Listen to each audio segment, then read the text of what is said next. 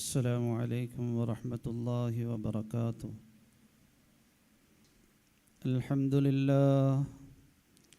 الحمد لله نحمده ونستعينه ونؤمن به ونتوكل عليه ونعوذ بالله من شرور أنفسنا ومن سيئات أعمالنا. من يهده الله فلا مضل له ومن يضلل فلا هادي له. وأشهد أن لا إله إلا الله وحده لا شريك له لا ضد له ولا ند له ولا مثيل.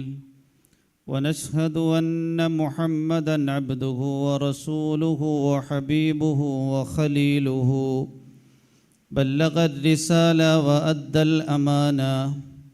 صلى الله عليه وعلى آله وأصحابه وبارك وسلم تسليما كثيرا كثيرا. أما بعد فأعوذ بالله من الشيطان الرجيم. بسم الله الرحمن الرحيم. الحج أشهر معلومات فمن فرض فيهن الحج فلا رفث ولا فسوق ولا جدال في الحج وما تفعلوا من خير يعلمه الله وتزودوا فإن خير الزاد التقوى واتقوني يا أولي الألباب. صدق الله العظيم. إنما الأعمال بالنيات وإنما لامرئ ما نوى. فمن كانت هجرته إلى دنيا يصيبها أو إلى امرأة ينكحها فهجرته إلى ما هاجر إليه. صدق رسوله النبي الكريم. സർവശക്തനായ അല്ലാഹു സുബ്ഹാനഹു വ തആല നാം ഏവരെയും അനുഗ്രഹിക്കുമാറാകട്ടെ. നമുക്കെല്ലാവർക്കും മഖ്ബൂലും മബ്റൂറുമായ ഹജ്ജും ഉംറയും മർദിയായ സിയാറത്തും ചെയ്യാനുള്ള തൗഫീഖ് നൽകി അനുഗ്രഹിക്കുമാറാകട്ടെ. അല്ലാഹു നമുക്ക് തൃപ്തിപ്പെട്ട് നൽകിയ ദീനാണ് വിശുദ്ധ ഇസ്ലാം. ആ ഇസ്ലാമിൻ്റെ പഞ്ചസ്തൂപങ്ങളിൽ വളരെ മർമ്മപ്രധാനമായ ഒരു അമലാണ് ഹജ്ജ്. വിശുദ്ധ ഖുർആൻ പരിശോധിച്ചു കഴിഞ്ഞാൽ 114 സൂറത്തുകളിൽ ഇസ്ലാമിൻ്റെ 5 സ്തൂപങ്ങളിൽപ്പെട്ട സൂറത്തു ഷഹാദ, സൂറത്തു സലാത്ത്, സൂറത്തു സിയാം, സൂറത്തു സക്കാത്ത്, ഇങ്ങനെ ഒരു അധ്യായം കാണാൻ കഴിയില്ല. ഇസ്ലാമിൻ്റെ 4 സ്തൂപങ്ങളുടെയും പേര് പറഞ്ഞുകൊണ്ടുള്ള ഒരു അധ്യായം നമുക്ക് ഖുർആനിൽ കാണാൻ കഴിയില്ല. നമസ്കാരം, നോമ്പ്, സക്കാത്ത്, ഷഹാദത്ത് കലിമ, വ്യത്യസ്ത സൂറത്തുകളിൽ അല്ലാഹു സുബ്ഹാനഹു വ തആല ഇക്കാര്യങ്ങളെക്കുറിച്ച് സവിസ്തരം പ്രതിപാദിച്ചിട്ടുണ്ട്. എന്നാൽ വിശുദ്ധ ഇസ്ലാമിൻ്റെ പഞ്ചസ്തൂപങ്ങളിൽപ്പെട്ട ഹജ്ജ്, സൂറത്തുൽ ഹജ്ജ് എന്നൊരധ്യായം നമുക്ക് കാണാൻ കഴിയും. ഹജ്ജിൻ്റെ മഹത്വം വിളിച്ചോതാൻ വേണ്ടി ഇത് മാത്രം മതി.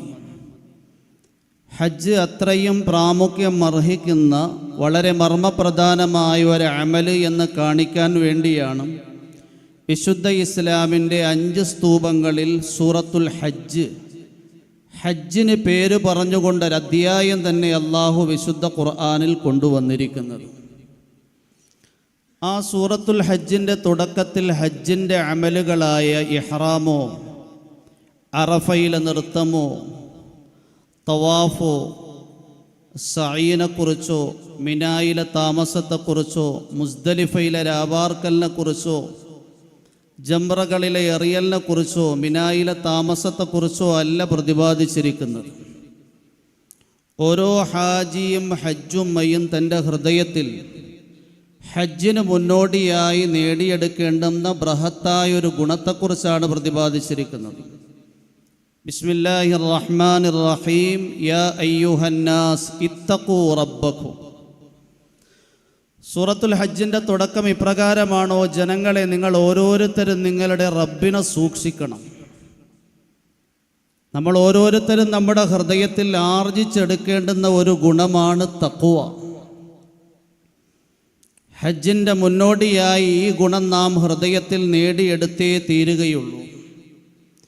ഹജ്ജ് എന്ന് പറഞ്ഞു കഴിഞ്ഞാൽ ലോകത്തിൻ്റെ നാനാഭാഗങ്ങളിൽ നിന്ന് വ്യത്യസ്തമായ നിറങ്ങളും ഭാഷയും സംസ്കാരവും ഉൾക്കൊള്ളുന്ന സ്ത്രീകളും പുരുഷന്മാരും ഒരുമിച്ച് കൂടി ചെയ്യുന്ന ബൃഹത്തായ ഒരു കർമ്മമാണ്.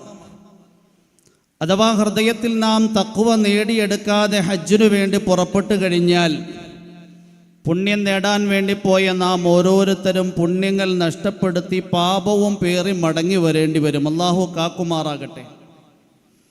ഹൃദയത്തിൽ തഖ്വ നേടിയെടുത്തു കഴിഞ്ഞാൽ കണ്ണ് ഹറാമു നോക്കില്ല, നാവ് ഹറാമു സംസാരിക്കില്ല, ചെവി ഹറാമു കേൾക്കില്ല, അവയവങ്ങൾ ഹറാമു പ്രവർത്തിക്കില്ല. കാരണം ഹൃദയത്തിലുള്ള തഖ്വ അതിനെ ഒക്കെ നിയന്ത്രിച്ചു കൊള്ളും. എല്ലാ സത്യവിശ്വാസിയും സത്യവിശ്വാസിനിയും തൻ്റെ ഹൃദയത്തിൽ നേടിയെടുക്കേണ്ടുന്ന ഒരു ഗുണമാണ് തഖ്വ. സഹാബാക്കളായ മഹാന്മാരും മഹദികളും അവരുടെ ഹൃദയത്തിൽ ഈ ഗുണം നേടിയെടുത്തതിൻ്റെ പേരിൽ പാപങ്ങൾ ചെയ്യാനുള്ള സാഹചര്യങ്ങൾ അവരുടെ മുന്നിൽ വന്നപ്പോഴും അവർ പാപങ്ങളിൽ നിന്ന് പരിശുദ്ധരായി. ധാരാളം ചരിത്ര സംഭവങ്ങൾ ഹദീസിൻ്റെ കിതാബുകളിലും സീറത്തിൻ്റെ കിതാബുകളിലും തഫ്സീറുകളിലും നിറഞ്ഞു കിടപ്പുണ്ട്. അള്ളാഹുവിൻ്റെ പ്രവാചകൻ മുഹമ്മദ് മുസ്തഫ സല്ലല്ലാഹു അലൈഹി വസല്ലം തങ്ങളുടെ കൂട്ടത്തിൽ കഴിഞ്ഞുകൂടിയ ഒരു സഹാബിയായിരുന്നു മർസദ് ബിൻ അബി മർസദ് അൽ ഗനവി. ഇസ്ലാമിലേക്ക് കടന്നു വരുന്നതിന് മുമ്പ് അദ്ദേഹം മുശ്രിക്കായിരുന്നു. ജാഹിലിയ കാലത്ത് അനാഖ എന്ന് പറയുന്ന ഒരു പെൺകുട്ടിയുമായി പ്രണയത്തിലായിരുന്നു. അള്ളാഹുവിൻ്റെ പ്രവാചകൻ മുഹമ്മദ് മുസ്തഫ സല്ലല്ലാഹു അലൈഹി വസല്ലം തങ്ങളുടെ ദഅവത്തിലൂടെ മർസദ് ബിൻ അബി മർസദ് അൽ ഗനവി ഇസ്ലാമിലേക്ക് കടന്നു വന്നു. അള്ളാഹുവിൻ്റെ പ്രവാചകൻ മുഹമ്മദ് മുസ്തഫ സല്ലല്ലാഹു അലൈഹി വസല്ലം തങ്ങൾ മക്കയിൽ നിന്നും മദീനയിലേക്ക് പലായനം ചെയ്തു പോയപ്പോൾ മർസദ് ബിൻ അബി മർസദ് അൽ ഗനവിയും മക്കയിൽ നിന്നും മദീനയിലേക്ക് പലായനം ചെയ്തു പോയി. വർഷങ്ങൾ പലതും കഴിഞ്ഞു. എന്തോ ആവശ്യത്തിനു വേണ്ടി മക്കയിലേക്ക് വരേണ്ടതായി വന്നു. വരുന്ന വഴിയിൽ വെച്ച് ജാഹിലിയ കാലത്ത് പ്രണയത്തിലായിരുന്ന അനാഖ എന്ന പെൺകുട്ടിയുമായി സന്ധിക്കാൻ അവസരമുണ്ടായി. പാപം ചെയ്യാനുള്ള സാഹചര്യമുണ്ട്. ആ പെൺകുട്ടിയിൽ നിന്ന് പാപം ചെയ്യാനുള്ള സമ്മർദ്ദവുമുണ്ട്. എന്നാൽ സഹാബി തൻ്റെ ഹൃദയത്തിൽ നേടിയെടുത്ത തഖ്വയുടെ പേരിൽ ആ സന്ദർഭത്തിലും പാപത്തിൽ നിന്ന് തൻ്റെ ജീവിതത്തെ പരിശുദ്ധമാക്കി. ആ പെൺകുട്ടി വീണ്ടും പാപം ചെയ്യാൻ നിർബന്ധിച്ചപ്പോൾ സഹാബി മർസദ് ബിൻ അബി മർസദ് അൽ ഗനവി പറഞ്ഞു: നീ മദീനയിൽ പോ, മുഹമ്മദിനോട് നിന്റെ ആവശ്യങ്ങൾ ഉന്നയിക്ക് സല്ലല്ലാഹു അലൈഹി വസല്ലം. മുഹമ്മദ് മുസ്തഫ സല്ലല്ലാഹു അലൈഹി വസല്ലം നിങ്ങൾ അനുവദിക്കുകയാണെങ്കിൽ ഞാൻ നിന്നെ വിവാഹം ചെയ്തു കൊള്ളാം. അനാഖ എന്ന പെൺകുട്ടി മദീനയിൽ വന്നു. അള്ളാഹുവിൻ്റെ പ്രവാചകൻ മുഹമ്മദ് മുസ്തഫ സല്ലല്ലാഹു അലൈഹി വസല്ലം നിങ്ങളുടെ ഓരത്തും ചാരത്തുമെത്തി. മർസദ് ബിൻ അബി മർസദ് അൽ ഗനവിയും അവിടെ എത്തി. ഈ കാര്യം അള്ളാഹുവിൻ്റെ പ്രവാചകനോട് അനാഖ എന്ന പെൺകുട്ടി പറഞ്ഞു. അന്നുവരെയും വിശുദ്ധ ഇസ്ലാമിൽ വിവാഹത്തിൻ്റെ വിഷയത്തിൽ കൃത്യമായ ഒരു നിയമമോ നിർദ്ദേശമോ അവതരിച്ചിട്ടുണ്ടായിരുന്നില്ല. ഖിയാമത്ത് നാൾ വരെ വരുന്ന മുസ്ലിം സമുദായത്തിന് വിവാഹത്തിൻ്റെ വിഷയത്തിൽ വളരെ കൃത്യമായ നിയമവും നിർദ്ദേശവുമായി സൂറത്തുൽ ബഖറയിൽ അല്ലാഹു ആയത്തിനെ അവതരിപ്പിക്കുകയാണ്. വലാ തൻകിഹുൽ മുശ്രികാതി ഹത്താ യുഅ്മിന്ന വലഅമതും മുഅ്മിനതുൻ ഖൈറും മിൻ മുശ്രികത്തിൻ വലൗ അഅജബതുകും ولا تنكحوا المشركين حتى يؤمنوا ولعبد مؤمن خير من مشرك ولو أعجبكم أولئك أولئك يدعون إلى النار والله يدعو إلى الجنة والمغفرة بإذنه ويبين آياته للناس لعلهم يتذكرون.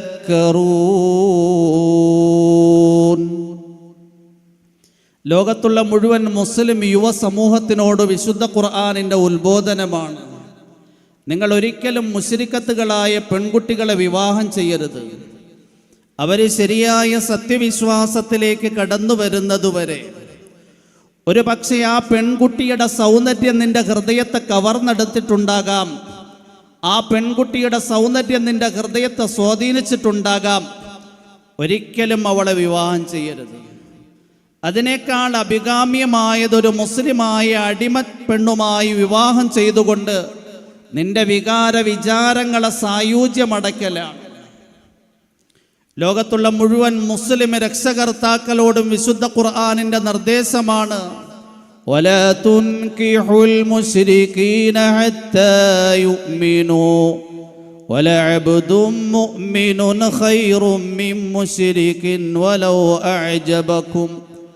ഒരിക്കലും നിങ്ങളുടെ പെൺമക്കളെ, നിങ്ങളുടെ സഹോദരിമാരെ മുശ്രിക്കീങ്ങൾക്ക് വിവാഹം ചെയ്തു കൊടുക്കരുത്. അവരുടെ വിദ്യാഭ്യാസ യോഗ്യത, അവരുടെ സാമ്പത്തിക ഭദ്രത നിങ്ങളുടെ ഹൃദയത്തെ കവർന്നെടുത്താലും ശരി, അതിനേക്കാൾ അഭികാമ്യമായതൊരു മുസ്ലിമായ അടിമച്ചെറുക്കനുമായി നിങ്ങളുടെ പെൺകുട്ടികളെ വിവാഹബന്ധത്തിൽ ഏർപ്പെടുത്തലാണ്. എന്തുകൊണ്ടാണ് മുശ്രിക്കീങ്ങളുമായുള്ള വിവാഹബന്ധത്തിന് വിശുദ്ധ ഇസ്ലാം നിയന്ത്രണം ഏർപ്പെടുത്തിയത്? ശിർക്കിൻ്റെയും കുഫറിൻ്റെയും കൂട്ടത്തിൽ ഇടകലർന്ന് ജീവിക്കുമ്പോൾ പടിപടിയായി നിങ്ങളുടെ ഹൃദയത്തിൽ കുഫറിനോടും ശിർക്കിനോടും താല്പര്യമുണ്ടാക്കും. അറിയാതെ നിങ്ങളെ നരകത്തിൻ്റെ അഗാധ ഗർത്തത്തിലേക്ക് അത് വലിച്ചിടും. ഉലൈക യദ്ഊന ഇലന്നാർ വല്ലാഹു യദ്ഊ ഇലൽ ജന്നതി വൽ മഗ്ഫിറതി ബിഇദ്നിഹി. ലോകത്തുള്ള മുഴുവൻ മനുഷ്യരെയും അല്ലാഹു സ്വർഗത്തിലേക്കും അവൻ്റെ പാപമോചനത്തിലേക്കും ക്ഷണിക്കുകയാണ്. വയുബയ്യിനു ആയാതിഹി ലിന്നാസി. അല്ലാഹു സൂക്തങ്ങളുടെ ഇടയിലൂടെ അവൻ്റെ നിയമങ്ങളും നിർദ്ദേശങ്ങളും ജനങ്ങൾക്ക് വരച്ച് കാണിച്ചു കൊടുക്കുകയാണ്. ലഅല്ലഹും യതദക്കറൂൻ. ജനങ്ങൾ ഉത്ബോധനം സിദ്ധിക്കുന്നവരാകാൻ. ഒരു സഹാബി തൻ്റെ ഹൃദയത്തിൽ തഖ്വ നേടിയെടുത്തപ്പോൾ പാപം ചെയ്യാനുള്ള സാഹചര്യമുണ്ടായിട്ടും സമ്മർദ്ദമുണ്ടായിരുന്നിട്ടും ഹൃദയത്തിൽ ആർജിച്ചെടുത്ത ആ തഖ്വയാകുന്ന ശക്തിയിലൂടെ ജീവിതത്തെ പാപത്തിൽ നിന്ന് പരിശുദ്ധമാക്കി. അതുകൊണ്ട് ഹജ്ജിനു വേണ്ടി ഇറങ്ങിപ്പുറപ്പെടുന്ന ഓരോ ഹാജിയും ഹജ്ജുമ്മയും തൻ്റെ ഹൃദയത്തിൽ ആദ്യമായി നേടിയെടുക്കേണ്ടുന്ന ഗുണമാണ് തഖ്വ. വതസവ്വദു, നിങ്ങൾ ഹജ്ജിനു വേണ്ടി യാത്രാ സാമഗ്രികൾ തയ്യാറാക്കണം. ഫഇന്ന ഖൈറസ്സാദി തഖ്വ. ആ യാത്രാ മുന്നൊരുക്കിൽ ആദ്യമായി ഏറ്റവും നന്നായി നിങ്ങൾ ശേഖരിക്കേണ്ടുന്നത് കൊണ്ടുപോകേണ്ടുന്ന ബേഗം സാധനങ്ങളുമല്ല, ഹൃദയത്തിൽ നേടിയെടുക്കേണ്ടുന്ന തഖ്വയാണ്. ഹജ്ജിനു വേണ്ടി തയ്യാറായി നിൽക്കുന്ന ഹാജിയും ഹജ്ജുമ്മയും രണ്ടാമതായി തൗബ കൊണ്ട് തയ്യാറാകണം. പരിശുദ്ധമായ ഭവനത്തിലേക്കാണ് നാം ഓരോരുത്തരും പോകുന്നത്. നമ്മുടെ ഹൃദയവും നമ്മുടെ മസ്തിഷ്കവും നമ്മുടെ ആത്മാവും നമ്മുടെ അവയവങ്ങളും പാപങ്ങളിൽ നിന്ന് പരിശുദ്ധമായിരിക്കണം. അതുകൊണ്ട് തന്നെ പാപങ്ങളിൽ നിന്ന് അള്ളാഹുവിനോട് ആത്മാർത്ഥമായി തൗബ ചെയ്തുകൊണ്ടാണ് ഹജ്ജിനു വേണ്ടി നാം ഓരോരുത്തരും പുറപ്പെടേണ്ടുന്നത്. തൗബ എന്ന് പറഞ്ഞു കഴിഞ്ഞാൽ അന്നദുമ്, ഖേദം എന്നാണ്. ചെയ്തുപോയ പാപത്തെക്കുറിച്ചുള്ള ആക്ഷേപം എപ്പോഴും ഹൃദയത്തിൽ നിന്ന് വരണം. അല്ലാതെ ആ പാപം ചെയ്തതിൻ്റെ രസം ഹൃദയത്തിൽ നിന്ന് തകിട്ടി വരുന്നു എങ്കിൽ നമ്മൾ തൗബ ചെയ്തിട്ടില്ല എന്നാണ് മനസ്സിലാക്കേണ്ടുന്നത്. ആ പാപത്തെക്കുറിച്ചുള്ള കുറ്റബോധം, ഞാനത് ചെയ്തു പോയല്ലോ, ഞാൻ ആ പാപം പ്രവർത്തിച്ചു പോയല്ലോ എന്ന ആക്ഷേപം ഹൃദയത്തിൽ ഉണ്ടാകണം. അതാ തൗബ. ആ പാപം ജീവിതത്തിൽ ഒരിക്കലും പ്രവർത്തിക്കില്ല എന്ന് പ്രതിജ്ഞ ചെയ്യണം. ആ പാപത്തിൽ നിന്ന് ഒഴിഞ്ഞു നിന്നുകൊണ്ടാണ് നാം അല്ലാഹുവിനോട് തൗബ ചെയ്യേണ്ടുന്നത്. അല്ലാഹു സുബ്ഹാനഹു വ തആല ഹുവല്ലദീ യഖ്ബലു തൗബത അൻ ഇബാദിഹി വയഅഫു അനിസ് സയ്യിആത്ത്. പാപങ്ങൾ ചെയ്ത അല്ലാഹുവിൻ്റെ അടിയാറുകൾ അവനോട് പാപമോചനം തേടിയാൽ, പശ്ചാത്തപിച്ചു മടങ്ങിയാൽ അവരുടെ പാപമോചനം സ്വീകരിക്കാൻ സന്നദ്ധനാണ് അല്ലാഹു സുബ്ഹാനഹു വ തആല. ഒരു സഹാബി നബി തങ്ങളുടെ അടുക്കൽ വന്നിട്ട് പറയുകയാണ്, യാ റസൂലല്ലാഹ് വാ ദുനൂബ, അല്ലാഹുവേ, ഞാൻ പ്രവർത്തിച്ച പാപങ്ങൾ എത്രയോ ഗുരുതരമാണ്, അതിൻ്റെ പ്രത്യാഘാതം എത്രയോ ഭയങ്കരമായിരിക്കും. റസൂലുള്ളാഹി സ്വല്ലല്ലാഹു അലൈഹി വസല്ലം നിങ്ങൾ ആ സഹാബി ചെയ്ത പാപങ്ങളെ ഒരിക്കലും തുറന്നു കാട്ടാൻ ആഗ്രഹിച്ചില്ല. റസൂലുള്ളാഹി സ്വല്ലല്ലാഹു അലൈഹി വസല്ലം തങ്ങൾ വന്ന സഹാബിയോട് പറഞ്ഞു, നീ പറ, അല്ലാഹുമ്മ മഗ്ഫിറതുക ഔസഅ മിൻ ദുനൂബി വറഹ്മതുക അർജാ ഇൻദി മിൻ അമലി. അല്ലാഹുവേ, മഗ്ഫിറതുക, നിന്റെ പാപമോചനം, ഔസഅ മിൻ ദുനൂബി, എൻ്റെ പാപങ്ങളെക്കാൾ പ്രവിശാലമായതാണ്, വറഹ്മതുക, നിന്റെ കാരുണ്യം, അർജാ ഇൻദി മിൻ അമലി, എൻ്റെ അമലിനേക്കാൾ എനിക്ക് പ്രതീക്ഷയ്ക്ക് വകയുള്ളതാണ്. അള്ളാഹുവിൻ്റെ പ്രവാചകന്റെ നിർദ്ദേശം പാലിച്ചുകൊണ്ട് ആ സഹാബി പറഞ്ഞു, എല്ലാവരും ഒന്ന് പറയും, അല്ലാഹുമ്മ മഗ്ഫിറതുക ഔസഉ മിൻ ദുനൂബി വറഹ്മതുക അർജാ ഇൻദി മിൻ അമലി. റസൂലുള്ളാഹി സ്വല്ലല്ലാഹു അലൈഹി വസല്ലം തങ്ങൾ ആ സഹാബിയോട് രണ്ടാമതും ആവർത്തിക്കാൻ പറഞ്ഞു.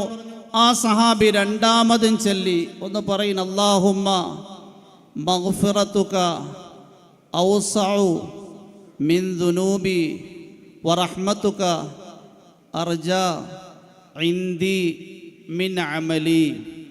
റസൂലുള്ളാഹി സ്വല്ലല്ലാഹു അലൈഹി വസല്ലം തങ്ങൾ ആ സഹാബിയോട് മൂന്നാമതും ആവർത്തിക്കാൻ പറഞ്ഞു. ആ സഹാബി നബി തങ്ങളുടെ നിർദ്ദേശം പാലിച്ചുകൊണ്ട് മൂന്നാമതും പറഞ്ഞു.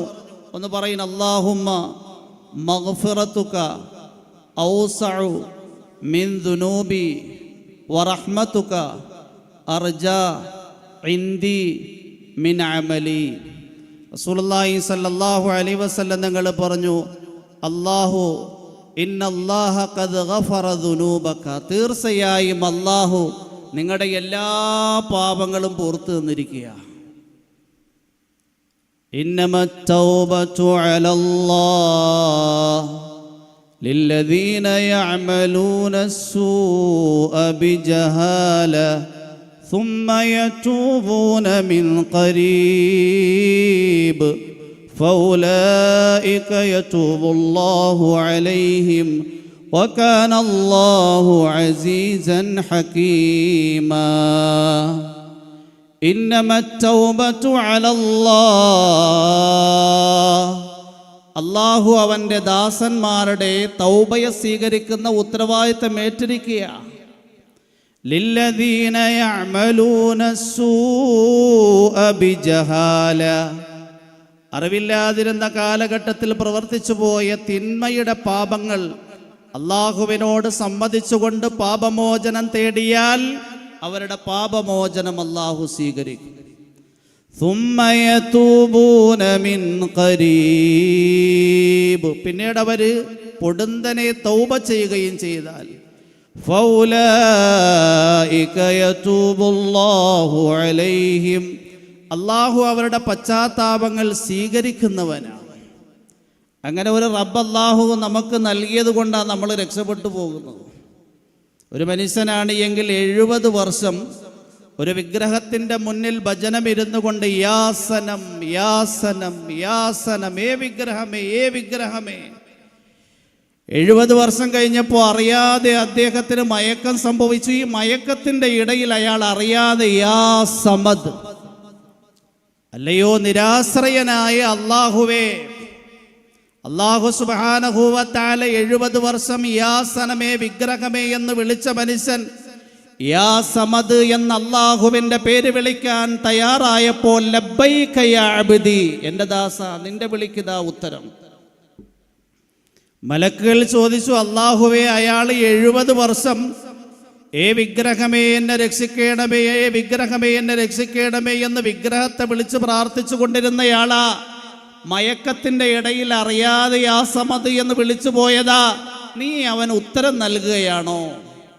അള്ളാഹു പറഞ്ഞു, 70 വർഷമായി എൻ്റെ ആ ദാസനെ കാത്തിരിക്കുകയായിരുന്നു. എപ്പോഴാണ് അവൻ എന്നെ വിളിക്കുന്നത്, എപ്പോഴാണ് അവൻ എന്നെ വിളിക്കുന്നത്? ഇപ്പൊ അവൻ അറിയാതെ എന്നെ വിളിച്ചു എങ്കിലും അവൻ ഉത്തരം നൽകാൻ ഞാൻ സന്നദ്ധനാണ്. ഇതാണ് നമ്മുടെ റബ്ബ്. ഫൗലൈക യതൂബുല്ലാഹു അലൈഹിം വകാന അല്ലാഹു അസീസൻ ഹകീമാ. അതുകൊണ്ട് ഹജ്ജിനു വേണ്ടി തയ്യാറായി നിൽക്കുന്ന ഓരോ ഹാജിയും ഹജ്ജുമ്മയും തൻ്റെ ജീവിതത്തിൻ്റെ സായം സന്ധിയിൽ ചെയ്ത പാപങ്ങളൊക്കെ എടുത്തു പറഞ്ഞ് അള്ളാഹുവിനോട് ആത്മാർത്ഥമായി തൗബ ചെയ്യണം. സൃഷ്ടികളുമായി ബന്ധപ്പെട്ട എന്തെങ്കിലും ബാധ്യതകളുണ്ട് എങ്കിൽ, സാമ്പത്തിക ബാധ്യതയാണെങ്കിൽ അത് കൊടുത്തു വീടിയിട്ടായിരിക്കണം നമ്മൾ തൗബ ചെയ്യേണ്ടുന്നത്. അവരെൻ്റെ സ്വത്ത് അപഹരിച്ചെടുത്തിട്ടുണ്ട് എങ്കിൽ അത് മടക്കി കൊടുക്കണം. ആരോടെങ്കിലും എന്തെങ്കിലും അക്രമം പ്രവർത്തിച്ചിട്ടുണ്ട് എങ്കിൽ അതിന് പ്രത്യുപകാരം ചെയ്തുകൊണ്ട് ആ അക്രമത്തിന് വിടുതി, പാപം നമ്മൾ ആവശ്യപ്പെടണം. ഇങ്ങനെ സൃഷ്ടികളുമായുള്ള ബന്ധത്തിൽ നിന്നും ഒഴിവായിട്ട് അള്ളാഹുവിനോട് തൗബ ചെയ്യണം. മൂന്നാമതായി, ഹജ്ജിനു വേണ്ടി തയ്യാറായി നിൽക്കുന്ന ഓരോ ഹാജിയും ഹജ്ജുമ്മയും തൻ്റെ ഹൃദയത്തിൽ ആർജിച്ചെടുക്കേണ്ടുന്ന ഒരു ഗുണമുണ്ട്, ലില്ലാഹിയത്ത്, ഇഖ്ലാസ് എന്ന് പറയും. വഅത്തിമ്മുൽ ഹജ്ജ വൽ ഉംറത ലില്ലാഹ്. ഖുർആനിൽ അല്ലാഹു പറയാണ്, നിങ്ങൾ ഹജ്ജും ഉംറയും പൂർത്തിയാക്കണം. ആർക്കു വേണ്ടിയാണ്? ഹാജി എന്നൊരു ലേബൽ കിട്ടാൻ വേണ്ടിയല്ല, ഹജ്ജുമ്മ എന്നൊരു അംഗീകാരം കിട്ടാനല്ല, ലില്ലാഹ്, അള്ളാഹ്ക്ക് വേണ്ടിയായിരിക്കണം. ഒരാൾ ഹജ്ജ് കഴിഞ്ഞ് മടങ്ങി വന്നു, പള്ളിയിലെ പ്രസിഡൻ്റായിരുന്നു, നടന്ന സംഭവം. അപ്പോൾ നോട്ടീസ് ബോർഡിൽ പ്രോഗ്രാമൊക്കെ സെറ്റ് ചെയ്ത് നോട്ടീസ് ബോർഡ് എല്ലാ സ്ഥലത്തും കൊടുത്തു, ഫ്ലക്സും വെച്ചു. അപ്പോൾ ഈ നോട്ടീസ് ബോർഡ് ഉണ്ടാക്കിയ ആളോട് ഈ പ്രസിഡൻ്റ് പോയിട്ട് ചോദിച്ചു, ഞാൻ മക്കയിൽ പോയി 2.5 ലക്ഷം രൂപ, അന്ന് 2.5 ലക്ഷം രൂപയായിരുന്നു കേട്ടോ, 2.5 ലക്ഷം രൂപ കൊടുത്ത് നേടിയെടുത്തൊരു ഡിഗ്രി ഉണ്ട്, നിങ്ങൾ ആ പേരിൻ്റെ കൂട്ടത്തിൽ ആ ഡിഗ്രി എഴുതിയിട്ടില്ല. എന്തെന്നാ ആ ഡിഗ്രിയുടെ പേര്? അൽ ഹാജ്. അൽ ഹാജ് എന്ന് കിട്ടാൻ വേണ്ടി ആകരുത് നമ്മൾ ഹജ്ജിന് വേണ്ടി പോകുന്നത്.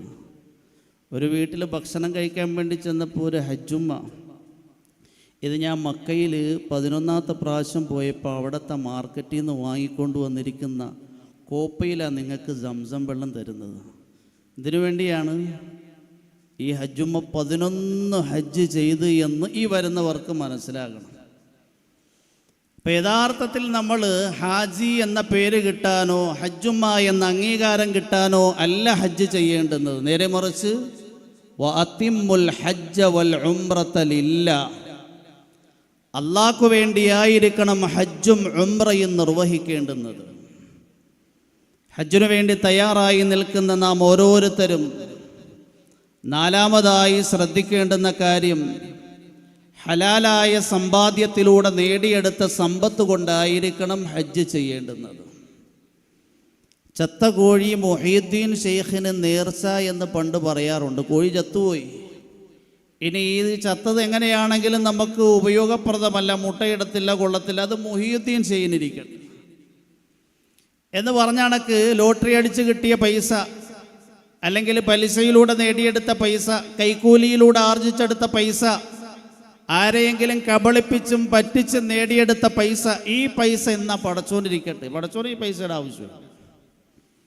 റസൂലുള്ളാഹി സ്വല്ലല്ലാഹു അലൈഹി വസല്ലം തങ്ങൾ പറയുകയുണ്ടായി, ആരെങ്കിലും ഹലാലായ സമ്പാദ്യത്തിലൂടെ ഹജ്ജിനു വേണ്ടി പുറപ്പെടുകയാണ് എങ്കിൽ അയാൾ ലബ്ബൈക്ക് ചെല്ലുമ്പോൾ, ഒന്ന് ചൊല്ലി ലബ്ബൈക്ക്, ലബ്ബൈക്ക് അല്ലാഹുമ്മ ലബ്ബൈക്ക് ലബ്ബൈക ലാ ശരീക ലക ലബ്ബൈക്ക് ഇന്നൽ ഹംദ വന്നിഅമത ലക വൽ മുൽക് ലാ ശരീക ലക. എല്ലാവരും ഒന്ന് ഉറക്കെ ചൊല്ലിയാ.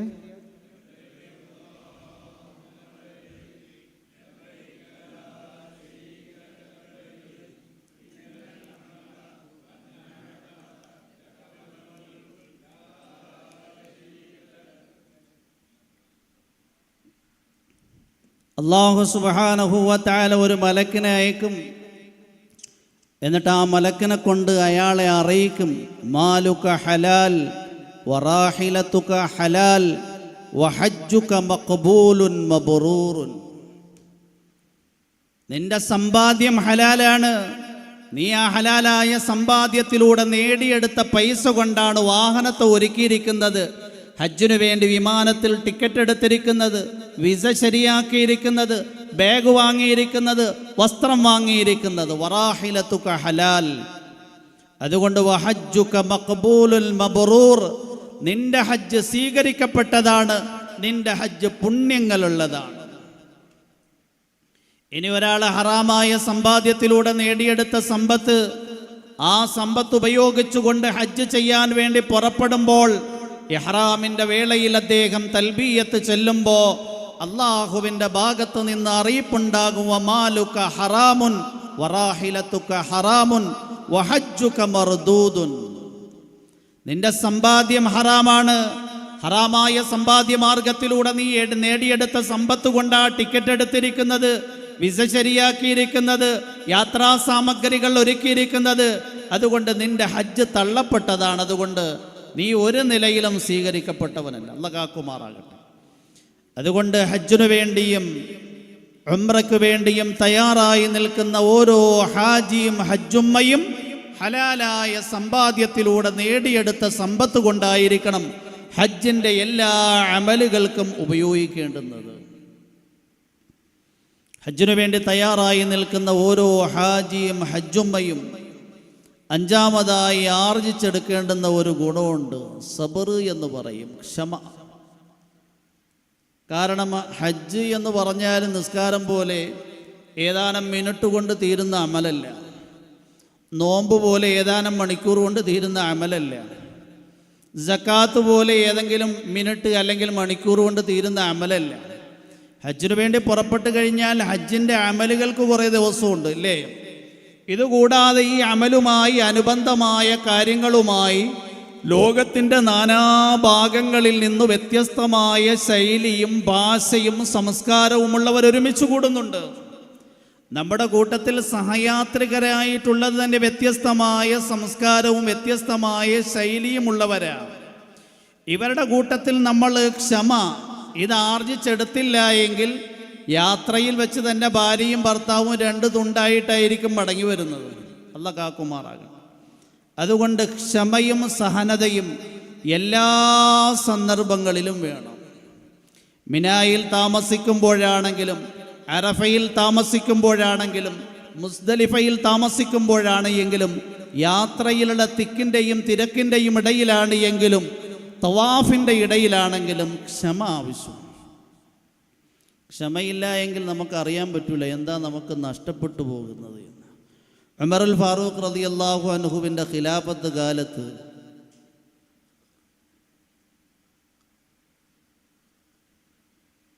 ഹജ്ജിനു വേണ്ടി ഗസ്സാനിൽ നിന്ന് ജബലത്ത് ബിൻ ഈഹം ഗസ്സാനി എന്ന് പറയുന്ന ഒരു ചക്രവർത്തി അദ്ദേഹത്തിൻ്റെ കുറേ ആൾക്കാരുമായി വന്നു. ഷാമിൻ്റെ ഒരു പ്രവിശ്യയാണ് ഗസ്സാൻ. അപ്പോൾ അദ്ദേഹം തവാഫ് ചെയ്തുകൊണ്ടിരിക്കുന്നതിൻ്റെ ഇടയിൽ തവാഫിൻ്റെ വസ്ത്രം താഴെ കടന്ന് ഇഴയുന്നുണ്ടായിരുന്നു. ഇത് കൂട്ടത്തിൽ പോയ മറ്റൊരു ദേശക്കാരൻ, അദ്ദേഹം അറിഞ്ഞില്ല, അദ്ദേഹം ആ വസ്ത്രത്തിൽ ചവിട്ടി. ഗസ്സാനിൻ്റെ ചക്രവർത്തിയായ ജബലത്ത് ബിൻ ഈഹം ഗസ്സാനി ഭൂമിയിലേക്ക് നിലംപതിച്ചു, താഴെ വീഴുന്നു. അദ്ദേഹത്തിന് ദേഷ്യം വന്നു, രാജാവാണല്ലോ, നേതാവാണല്ലോ. അദ്ദേഹം എഴുന്നേറ്റ് കൈവലിച്ചൊരൊറ്റയടി. ഈ ചവിട്ടിയാൾ അടികൊണ്ട് അങ്ങനെ തന്നെ താഴെ വീഴുന്നു പോയി. അയാൾ എഴുന്നേറ്റിട്ട് എന്ത് ചെയ്തു? രാജാവാണോ ചക്രവർത്തിയാണോ മിനിസ്റ്ററാണോ ആരാണെന്ന് ആർക്കറിയാം? അയാൾ എന്ത് ചെയ്തു? തന്നെ അടിച്ചയാളെ തിരിച്ചടിച്ചു. ഗസ്സാനിൻ്റെ ചക്രവർത്തി ജബലത്ത് ബിൻ ഈഹം ഗസ്സാനി നേരെ ഉമറുൽ ഫാറൂഖിൻ്റെ അടുക്കൽ ചെന്നിട്ട് പറഞ്ഞു, ഇന്നയാൾ എൻ്റെ വസ്ത്രത്തിൽ ചവിട്ടി, ഞാൻ താഴെ വീഴുന്നു, ഞാൻ അദ്ദേഹത്തിന് അടി കൊടുത്തു, അദ്ദേഹം എന്നെ അടിച്ചു. ഉമറുൽ ഫാറൂഖ് റളിയല്ലാഹു അൻഹു പറഞ്ഞു, നിങ്ങൾ അടിച്ചു, അതിന് പകരം അദ്ദേഹം നിങ്ങളെ അടിച്ചു, കാര്യം കഴിഞ്ഞല്ലോ, രണ്ടുപേരുടെ ഇടയിൽ ഈക്വലായല്ലോ. ഗസ്സാനിൻ്റെ ചക്രവർത്തി പറഞ്ഞു, ഞാൻ ഗസ്സാൻ, ഷാമിൻ്റെ പ്രവിശ്യയായ ഗസ്സാനിൻ്റെ ചക്രവർത്തിയാ, ജബലത്ത് ബിൻ ഈഹം ഗസ്സാനി. ഞങ്ങളുടെ ഷാമിലാങ്ങടം ഇങ്ങനെ പ്രവർത്തിച്ചു കഴിഞ്ഞാൽ അയാൾ ജയിലിടിഞ്ഞാലും പുറത്തിറങ്ങില്ല. ഉമറുൽ ഫാറൂഖ് റളിയല്ലാഹു അൻഹു പറഞ്ഞു, ഇസ്ലാമിന് മുമ്പിൽ ഇങ്ങനെയൊക്കെ ഉണ്ടായിരുന്നു. ഗോത്രം, സമ്പത്ത്, കുടുംബം, ഇതിൻ്റെ പേരിലൊക്കെ വേർതിരിവുണ്ടായിരുന്നു. കയ്യൂക്കുള്ളവൻ കാര്യക്കാരൻ എന്ന നിലയിലായിരുന്നു. എന്നാൽ മുഹമ്മദ് മുസ്തഫ സല്ലല്ലാഹു അലൈഹി വസല്ലം തങ്ങൾ കൊണ്ടുവന്ന ബൃഹത്തായ പ്രത്യശാസ്ത്രമാകുന്ന ഇസ്ലാം അനീതിയെയും അക്രമത്തെയും ഉന്മൂലനം ചെയ്തുകൊണ്ട് ജനങ്ങളുടെ ഇടയിൽ നീതിയും സമത്വവും കളിയാടിക്കുകയുണ്ടായി. അതുകൊണ്ട് ഇസ്ലാമിൽ ഒരിക്കലും ഒരു രാജാവിന് സാധാരണ ഒരു മനുഷ്യനേക്കാൾ മേന്മയും മഹത്വവും ഇല്ല. ജബലത്ത് ബിൻ ഈഹം ഗസ്സാനി പറഞ്ഞു, അങ്ങനെയാണെങ്കിൽ ഞാൻ ഇസ്ലാം ഉപേക്ഷിക്കും. ഉമർ പറഞ്ഞു, നിങ്ങൾ ഇസ്ലാം ഉപേക്ഷിച്ചു എന്നതിൻ്റെ പേരിൽ ഈ വിഷയത്തിൽ എനിക്ക് അയാളിൽ നിന്നൊന്നും നിങ്ങൾക്ക് നേടിത്തരാൻ പറ്റില്ല. അങ്ങനെ നേടിത്തന്നു കഴിഞ്ഞാൽ അത് അക്രമമാണ്. ജബലത്ത് ബിൻ ഈഹം ഗസ്സാനി ഈഗോയുടെ പേരിൽ ഇസ്ലാമിൽ നിന്ന് മുറുത്തതായി. അദ്ദേഹത്തിൻ്റെ ഗസ്സാനി എന്ന് പറയുന്ന പ്രവിശ്യയിലേക്ക് പോയി. വർഷങ്ങൾ പലതും കഴിഞ്ഞു. ഗസ്സാനിൻ്റെ കുറേ ആൾക്കാരെ അദ്ദേഹം ഇസ്ലാമിൽ നിന്ന് മുറുത്തതാക്കി. മുസ്ലിം സംഘം അതിലൂടെ നടന്നു പോയപ്പോൾ ജബലത്ത് ബിൻ ഈഹം ഗസ്സാനിയുടെ ഹൃദയത്തിൽ, ഇസ്ലാമിൻ്റെ നാളുകളിൽ ഹൃദയത്തിൽ അനുഭവിച്ച സന്തോഷവും അനുഗ്രഹവും ഓർമ്മ വന്നു. ജബലത്ത് ബിൻ ഈഹം ഗസ്സാനി ആ മുസ്ലിം സംഘത്തിൻ്റെ അടുക്കൽ വന്നിട്ട് പറഞ്ഞു, ഞാൻ ഇസ്ലാമിലേക്ക് വരാൻ ആഗ്രഹിക്കുകയാണ്. പക്ഷേ ജനങ്ങൾ എന്നോട് ചോദിച്ചാൽ ഞാൻ എന്തിൻ്റെ പേരിൽ ഇസ്ലാമിലേക്ക് മടങ്ങിപ്പോയി എന്ന് പറയും. നിങ്ങൾ എനിക്കൊരു വാഗ്ദാനം നൽകിയാൽ മതി, ജനങ്ങളോട് ഞാൻ അത് പറയാം. അത് ഉറപ്പായിക്കൊള്ളൊന്നുമില്ല. ലോകത്തിൻ്റെ 2/3 ചക്രവർത്തി ഉമർ അദ്ദേഹത്തിൻ്റെ മകളെ എനിക്ക് കല്യാണം കഴിച്ച് തരാമെന്ന് പറഞ്ഞു. അതുകൊണ്ടാണ് ഞാൻ മുസ്ലിമായത്. മുസ്ലിം സംഘം പറഞ്ഞു, ഉമറുൽ ഫാറൂഖ് റളിയല്ലാഹു അൻഹുവിനോട് ചോദിക്കാതെ എങ്ങനെയാണ് ആ വാക്ക് നിങ്ങൾക്ക് ഞങ്ങൾ നൽകുന്നത്? ഞങ്ങൾ മദീനയിൽ പോയി ഉമറിനോട് ഈ വിഷയം ധരിപ്പിക്കാം. അദ്ദേഹം അനുവദിക്കുകയാണ് എങ്കിൽ ഞങ്ങൾ ഈ കാര്യം നിങ്ങളോട് അറിയിക്കാം. അവർ മദീനയിൽ പോയി. ദിവസങ്ങൾ കഴിഞ്ഞു, മടങ്ങി. ആ സംഘം ഗസ്സാനിലേക്ക് വന്നപ്പോൾ ഗസ്സാനിൽ വലിയ ഒരു ജനാവലി. ചോദിച്ചു, ഇത്രയും വലിയ ജനാവലി എന്തിനു വേണ്ടിയാണ് ഇവിടെ സമ്മേളിച്ചിരിക്കുന്നത്? അറിയില്ലേ, ഈ രാജ്യത്തിൻ്റെ ചക്രവർത്തിയായ ജബലത്ത് ബിൻ ഈഹം ഗസ്സാനി മരണപ്പെട്ടു. അദ്ദേഹത്തിൻ്റെ ജനാസയിൽ ഒരുമിച്ച് കൂടിയിരിക്കുന്ന ജനസഞ്ചയമാണിത്. എന്താ സംഭവിച്ചത്? ഹജ്ജിന് പോയതാ, അല്പം ക്ഷമ നഷ്ടപ്പെട്ടു പോയി, ഇസ്ലാമിൽ നിന്ന് മുറുത്തതായി, കാഫറായി മരിക്കേണ്ടി വന്നു. അല്ലാഹ് കാക്കുമാറാകട്ടെ. അതുകൊണ്ട് ഹജ്ജിൻ്റെ സന്ദർഭത്തിൽ ക്ഷമ, സബർ, ഇത് വളരെ കൂടുതൽ അനിവാര്യമായൊരു ഘടകമാണ്. എവിടെയും നമ്മൾ പൊട്ടാൻ പാടില്ല, എവിടെയും അസ്വാര്യങ്ങൾ ഉണ്ടാകാൻ പാടില്ല. വളരെ ക്ഷമയോടെ, സഹനതയോടെ 40 ദിവസമെങ്കിൽ 40 ദിവസം ആരോടും തർക്കിക്കരുത്. തർക്കവിതർക്കങ്ങളൊക്കെ ഒഴിവാക്കണം. കാരണം എന്ന് പറഞ്ഞു കഴിഞ്ഞാൽ ഈ തർക്കം പിന്നീട് പല നിലയിലുള്ള ഫിത്നയിലും മറ്റുമൊക്കെയാണ് കൊണ്ടുചെന്നെത്തിക്കുന്നത്. ഒരു മനുഷ്യനാണ് എങ്കിൽ പള്ളിയിൽ നിസ്കാര സമയമായപ്പോൾ ടോയ്ലറ്റിൽ നിന്ന് കയറിപ്പോകുന്നത് 3 പേര് കണ്ടു. അയാൾ നമസ്കാരത്തിന് വേണ്ടി ഇഖാമത്ത് കൊടുത്തപ്പോൾ അങ്ങനെ തന്നെ നിസ്കരിക്കാൻ വേണ്ടി കൈയ്യട്ടി. ഈ 3 പേർ അങ്ങോട്ടും ഇങ്ങോട്ടും സംസാരിക്കാൻ തുടങ്ങി. മൂപ്പര് ടോയ്ലറ്റിൽ നിന്ന് പള്ളിയിൽ ഡയറക്റ്റ് കയറി വന്ന് നിസ്കരിച്ചിരിക്കുക, ഒതു കൊടുത്തിട്ടില്ല. ഈ പാവം ഈ നടക്കുന്ന ചർച്ചയൊന്നും അറിയുന്നില്ല. ഈ 3 പേര് സംസാരിച്ച് ഏകദേശം പള്ളിയിൽ വലിയൊരു ഒച്ചപ്പാടും അങ്കലാപ്പും ബഹളമൊക്കെ ആയി. മൂപ്പരിത് അറിയുന്നില്ല. മൂപ്പര് വെളിയിലേക്ക് ഇറങ്ങി. എല്ലാവരുടെയും പ്രശ്നം എന്താണ്? ഇന്നയാൾ ടോയ്ലറ്റിൽ നിന്ന് ഒതു കൊടുക്കാതെ പള്ളിയിൽ കയറി നിസ്കരിച്ചിരിക്കുക. അവസാനം ഒരാൾ പറഞ്ഞു, നിങ്ങൾ ബഹളം ഉണ്ടാക്കാതെ അയാളെ വിളിച്ച് ചോദിക്കുക. അയാൾ ടോയ്ലറ്റിൽ നിന്ന് ഡയറക്റ്റ് പള്ളിയിൽ വന്ന് നിസ്കരിച്ചു. അദ്ദേഹം ഓർമ്മയോടുകൂടിയാണോ ഓർമ്മയില്ലാതെയാണോ ഒതു എടുത്തോ എടുത്തില്ലയോ എന്ന കാര്യം അയാളോട് അന്വേഷിക്കും. അങ്ങനെ അയാൾ വെളിയിലിറങ്ങി ചെരുപ്പിടാൻ വേണ്ടി നിന്നപ്പോൾ ഭയങ്കര ബഹളം ഒച്ചപ്പാടൊക്കെ കേട്ട് അപ്പോൾ അവർ പറഞ്ഞ്, നിങ്ങളെ ചൊല്ലിയ ഈ പ്രശ്നമൊക്കെ ഉണ്ടാകുന്നത്. എന്താ പ്രശ്നം? അത് നിങ്ങൾ ഒതു എടുക്കാതെ പള്ളി കയറി നിസ്കരിച്ചെന്നാണ് എല്ലാവരും പറയുന്നത്. അതെന്തുകൊണ്ടാണ് അങ്ങനെ പറയുന്നത്? ടോയ്ലറ്റിൽ നിങ്ങൾ ഡയറക്റ്റ് എന്ത് ചെയ്ത് ഉദൂഖാനയിൽ പോയി ഒതു എടുക്കാതെ വന്നിരിക്കുന്നു. അത് ഞാൻ ടോയ്ലറ്റിൽ വാച്ച് മറന്നു വെച്ചതായിരുന്നു. മനസ്സിലായില്ലേ? ടോയ്ലറ്റിൽ വാച്ച് മറന്നു വെച്ചു, ഒതു എടുത്തുകൊണ്ടിരിക്കപ്പോഴാണ് എന്ത് ചെയ്തത്, വാച്ച് മറന്നു വെച്ച കാര്യം ഓർമ്മ വന്നു. ഒതു പൂർത്തിയാക്കിയിട്ട് ടോയ്ലറ്റിൽ പോയി വാച്ചും എടുത്തുകൊണ്ട് പള്ളിയിൽ വന്നു. ഇതൊന്ന് അന്വേഷിക്കാനുള്ള ക്ഷമ പോലും ഇല്ലാതിരുന്നപ്പോൾ പള്ളിയിൽ ഭയങ്കര ഒച്ചപ്പാടും മംഗലാപ്പും ബഹളവും. ലോകത്തെല്ലാം നടക്കുന്ന തർക്ക വിതർക്കങ്ങളും ഫിത്നയുടെയും അടിസ്ഥാനം ഇതാ. നിജസ്ഥിതി ആരെ ചൊല്ലിയാണ്, പക്ഷെ അയാളുടെ പോയി ചോദിക്കൂല, അങ്ങനെ ധൈര്യമില്ല. അങ്ങനെ എന്നിട്ട് എന്ത് ചെയ്യും, പരസ്പരം അങ്ങോട്ടും ഇങ്ങോട്ടും ചർച്ച ചെയ്ത് സംസാരിച്ച് ആകെ വഷളാക്കും. ഹജ്ജിന് അങ്ങനെ ധാരാളം അവസരമുണ്ട്. കാരണം ധാരാളം ആൾക്കാർ നമ്മുടെ കൂട്ടുകാരായിട്ടുണ്ടാവും. അതുകൊണ്ട് നമ്മൾ ഓരോരുത്തരും ക്ഷമ കൈക്കൊണ്ടായിരിക്കണം, ആദ്യം മുതൽ അവസാനം വരെ. ഭാര്യയും ഭർത്താവാണ് എങ്കിലും, ഒരു റൂമിൽ താമസിക്കുന്നവരാണെങ്കിലും, ഒരുമിച്ച് യാത്ര ചെയ്യുന്നവരാണെങ്കിലും, യാത്ര ചെയ്ത് പല സ്ഥലങ്ങളിൽ കഴിഞ്ഞുകൂടുന്നവരാണെങ്കിലും ക്ഷമ പ്രത്യേകം ജീവിതത്തിൽ കൈക്കൊള്ളണം. ഖുർആനിൽ അല്ലാഹു സുബ്ഹാനഹു വ തആല പറയുന്നുണ്ട്, അൽ ഹജ്ജു അശ്ഹുറും മഅലൂമാത് فمن فرض فيهن الحج فلا رفث ولا فسوق ولا جدال في الحج എന്നാ പറയുന്നത്. ഹജ്ജിൽ തർക്ക വിതർക്കങ്ങൾ പാടില്ല. വ്യത്യസ്തമായ ആശയങ്ങളുള്ളവർ ലോകത്തിൻ്റെ നാനാഭാഗങ്ങളിൽ നിന്ന് വരും. നമ്മളെന്ത് ചെയ്യുക, നമ്മൾ പ്രവർത്തിക്കുന്നതിനെതിരായി എന്തെങ്കിലും കണ്ടു കഴിഞ്ഞാൽ നമ്മുടെ കൂട്ടത്തിൽ ഏതെങ്കിലുമൊക്കെ ഉസ്താദന്മാരുണ്ടാവും, അവരോട് ചോദിക്കണം. നമ്മൾ നാട്ടിൽ നിന്ന് ഹജ്ജ് ക്ലാസ്സിൽ ഇങ്ങനെയാണ് കേട്ടത്, അപ്പോൾ അവർ പറഞ്ഞു തരും എന്തുകൊണ്ടാണ് അവരങ്ങനെ പ്രവർത്തിക്കുന്നത്. നമ്മൾ അവരോട് തർക്കിക്കാനോ വഴക്കുണ്ടാക്കാനോ പ്രശ്നം ഉണ്ടാക്കാനോ ഒന്നും പോകരുത്. ചിലപ്പോൾ എഴുന്നേറ്റ് നിന്നിട്ട് തന്നെ നബിതങ്ങൾ ഇങ്ങനെയാണ് പ്രവർത്തിച്ചതെന്നൊക്കെ എന്ത് ചെയ്യും, പറയും. നമ്മൾ നാട്ടിൽ നിന്ന് മനസ്സിലാക്കിയത് എന്ത് ചെയ്യുക, വളരെ കൃത്യമായി ചെയ്യുക. കാരണം ഈ നാട്ടിൽ നിന്ന് ഹജ്ജിനെ കുറിച്ച് പറഞ്ഞു തരുന്നവരും നബിതങ്ങളുടെ ഹജ്ജും അതുപോലെ വിശുദ്ധ ഖുർആൻ വരച്ച് കാണിച്ച ഹജ്ജും തന്നെയാണ് പറഞ്ഞു തരുന്നത്, അല്ല പുറത്തുള്ള ഹജ്ജല്ല പറയുന്നു. അപ്പോൾ ഹജ്ജിനു വേണ്ടി തയ്യാറായി നിൽക്കുന്ന ഓരോ ഹാജിയും ഹജ്ജുമ്മയും മുന്നൊരുക്കമായി നേടിയെടുക്കേണ്ടുന്ന ഗുണം ഒന്ന് തഖ്വയാണ്. ഒന്ന് പറയെല്ലാവരും. ഒന്ന് തഖ്വ, 2 തൗബ, 3 ഇഖ്ലാസ് നിഷ്കളങ്കമായ നിയത്ത്, 4 ഹലാലായ സമ്പാദ്യത്തിലൂടെ നേടിയെടുത്ത സമ്പത്ത്, 5 ക്ഷമ സഹനത. അള്ളാഹു നമുക്ക് ഓരോരുത്തർക്കും തൗഫീഖും ഹിദായത്തും പ്രദാനം ചെയ്യുമാറാകട്ടെ. ഇനി നമ്മൾ ഉംറയിലേക്ക് കടക്കുകയാണ്. കടക്കട്ടെ, അള്ളാഹ് കബൂലാക്കുമാറാകട്ടെ. ഉംറ എന്ന് പറഞ്ഞു കഴിഞ്ഞാൽ ഹജ്ജിൻ്റെ ധാരാളം ക്ലാസ്സുകൾ നമ്മൾ കേട്ടിട്ടുണ്ടാവും, ഇനിയും കേൾക്കാനിരിക്കുകയാണ്. ഹജ്ജിൻ്റെ അമലുകൾ, ഉംറയുടെ അമലുകൾ വളരെ എളുപ്പവും സരളവുമാണ്. കാരണം ഇതിൽ പ്രത്യേകിച്ച് പറയാനുള്ള കാര്യങ്ങളൊന്നും നിർബന്ധമായി വന്നിട്ടില്ല, അതുകൊണ്ടൊന്നും കാണാതെ പഠിക്കേണ്ടതില്ല.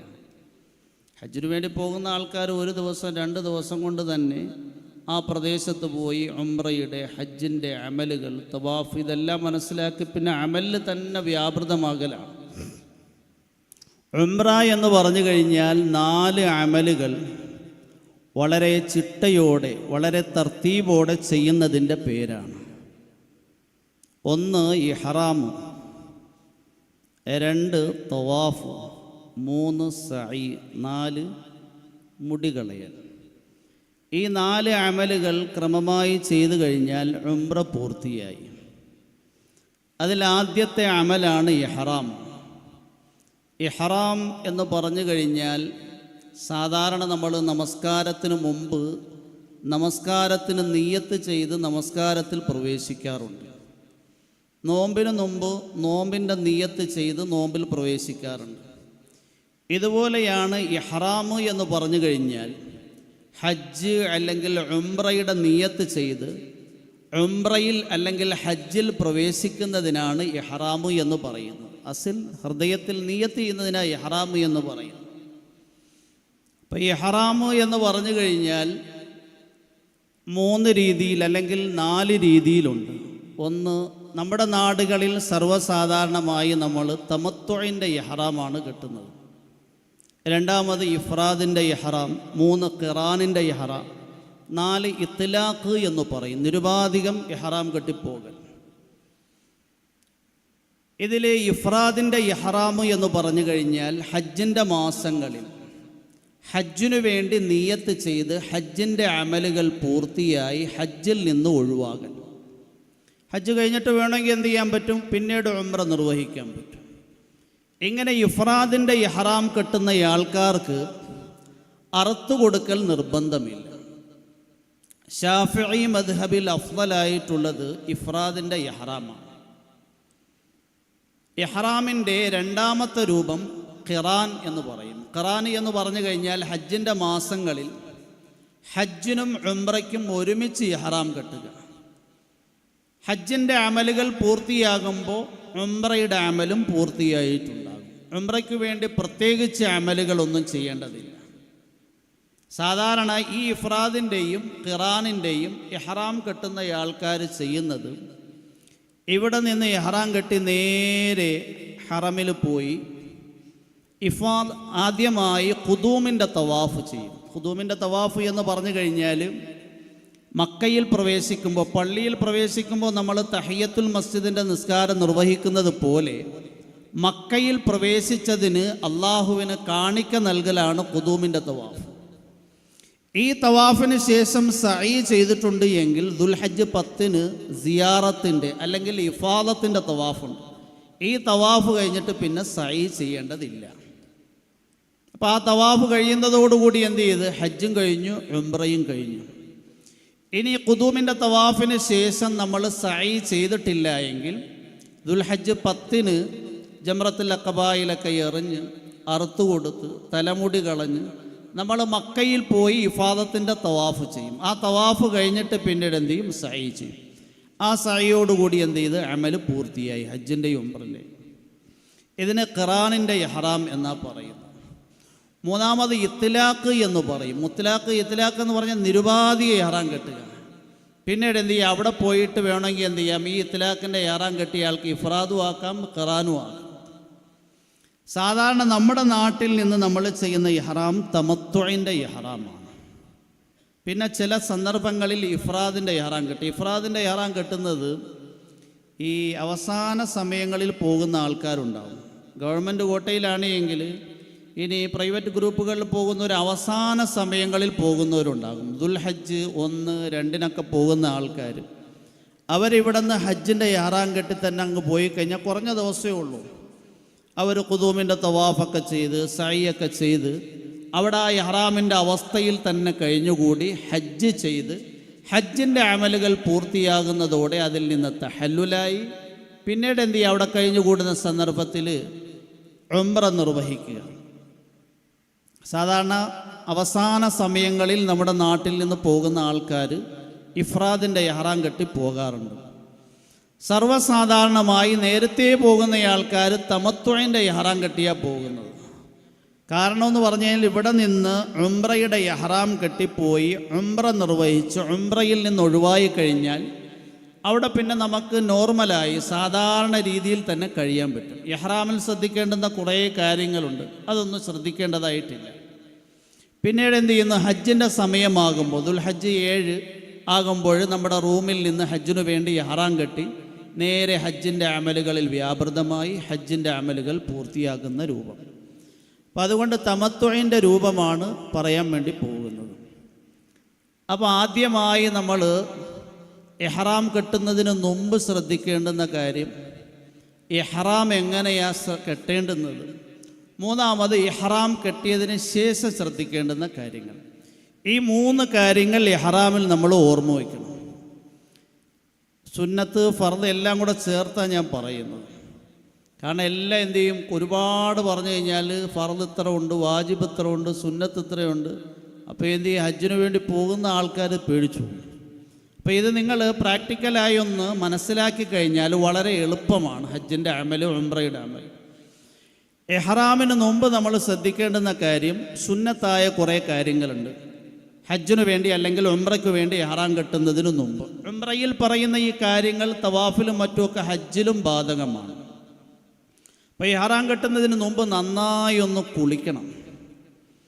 കുളിക്കുന്നതിന് മുമ്പ് നമ്മുടെ ഗോപ്യസ്ഥാനങ്ങളിലുള്ള രോമങ്ങളും മറ്റുമൊക്കെ വടിക്കലും സുന്നത്താണ്. കക്ഷരോമം, അതുപോലെ മറഞ്ഞ സ്ഥലങ്ങളിലുള്ള രോമങ്ങളും മറ്റും വടിക്കൽ സുന്നത്താണ്.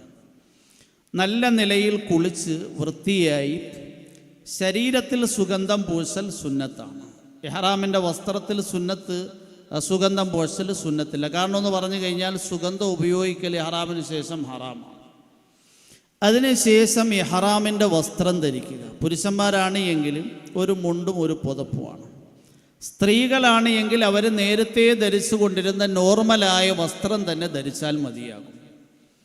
ഇങ്ങനെ ഇഹ്റാമിൻ്റെ വസ്ത്രം ധരിച്ചുകൊണ്ട് 2 റക്അത്ത് സുന്നത്തായ നമസ്കാരം നിർവഹിക്കണം. ഇഹ്റാമിൻ്റെ സുന്നത്ത് നമസ്കാരം എന്ന് പറഞ്ഞുകൊണ്ട് തന്നെ നമ്മൾ സുന്നത്ത് നമസ്കാരം നിർവഹിക്കണം. ആ നമസ്കാരത്തിന് ശേഷം അള്ളാഹുവിനോട് നന്നായി ദുആ ഇരക്കണം. ഇത് ഇഹ്റാം കെട്ടുന്നതിന് മുമ്പ് ശ്രദ്ധിക്കേണ്ടുന്ന കാര്യമാണ്. 1, നമ്മുടെ ശരീരത്തിൻ്റെ അഴുക്കുകൾ കളയണം. 2, നല്ലതുപോലെ കുളിക്കണം. ആ കുളിക്കുന്ന സന്ദർഭത്തിലും ഇഹ്റാമിൻ്റെ കുളിക്കുന്നു എന്ന് നിയത്ത് ചെയ്തുകൊണ്ട് കുളിക്കൽ സുന്നത്താണ്. അത് കഴിഞ്ഞിട്ട് ഇഹ്റാമിൻ്റെ വസ്ത്രം ധരിച്ച് 2 റക്അത്ത് സുന്നത്ത് നമസ്കരിക്കണം. അത് കഴിഞ്ഞിട്ട് നന്നായി അള്ളാഹുവിനോട് ദുആ ഇരുന്നിട്ട് നമ്മൾ ഇഹ്റാമിലേക്ക് പ്രവേശിക്കുകയാണ്. ഇഹ്റാം എന്ന് പറഞ്ഞു കഴിഞ്ഞാൽ നവൈത്തുൽ ഉംറത വ അഹ്റംതുഹാ ലില്ലാഹി തആല ഫതഖബ്ബൽഹാ മിന്നി വയസ്സിർഹാ ലി ലബ്ബൈക അല്ലാഹുമ്മ ലബ്ബൈക ലബ്ബൈക ലാ ശരീക ലക ലബ്ബൈക ഇന്നൽ ഹംദ വന്നിഅമത ലക വൽ മുൽക് ലാ ശരീക ലക ലബ്ബൈക അല്ലാഹുമ്മ ലബ്ബൈക ലബ്ബൈക ലാ ശരീക ലക ലബ്ബൈക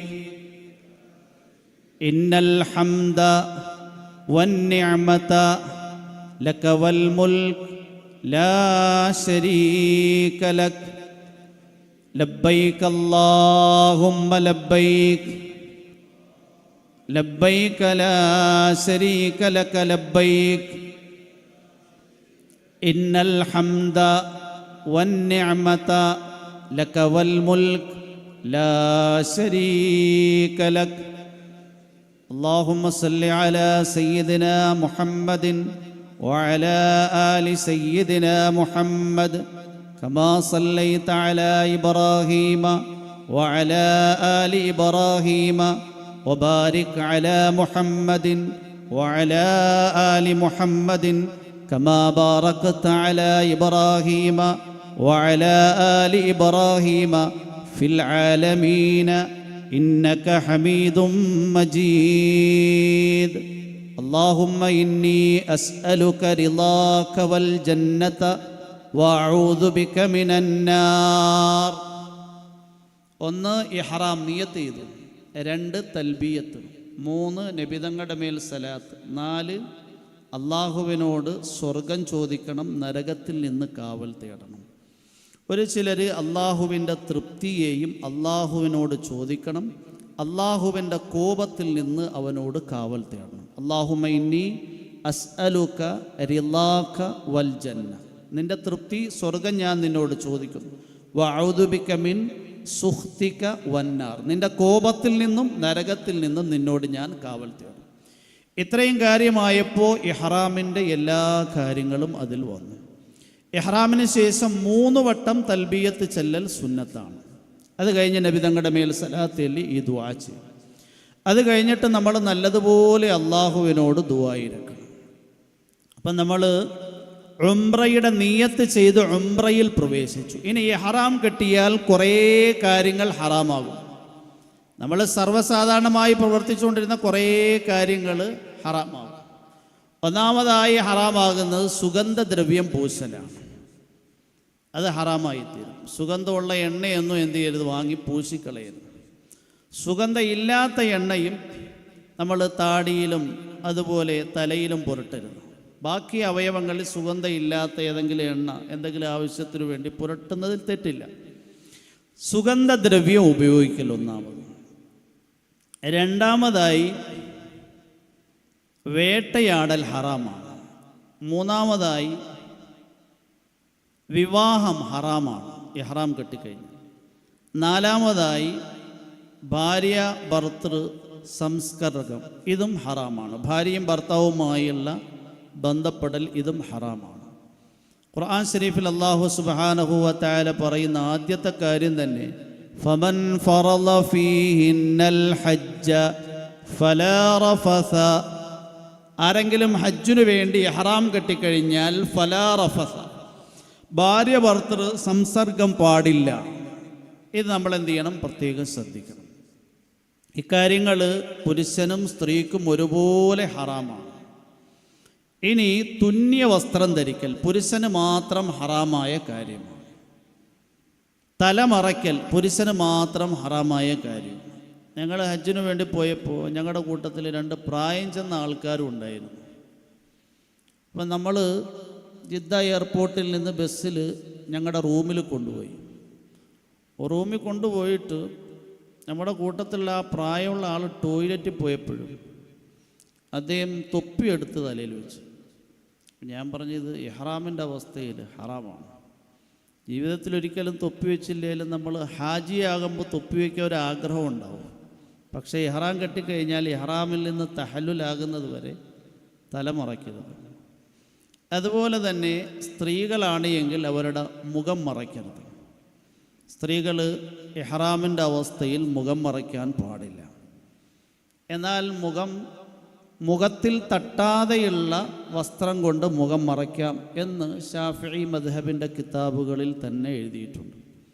അതായത് ഒരു ക്യാപ്പ് വയ്ക്കുക. അതായത് ഒരുപാട് സ്ത്രീകളും പുരുഷന്മാരും ഇടകലരുന്ന സന്ദർഭമാണ്. ആർക്കെങ്കിലും മുഖം അന്യ പുരുഷന്മാരെ കാണിക്കരുത് എന്ന ചിന്തയുണ്ടെങ്കിൽ അങ്ങനെ പ്രവർത്തിക്കാം.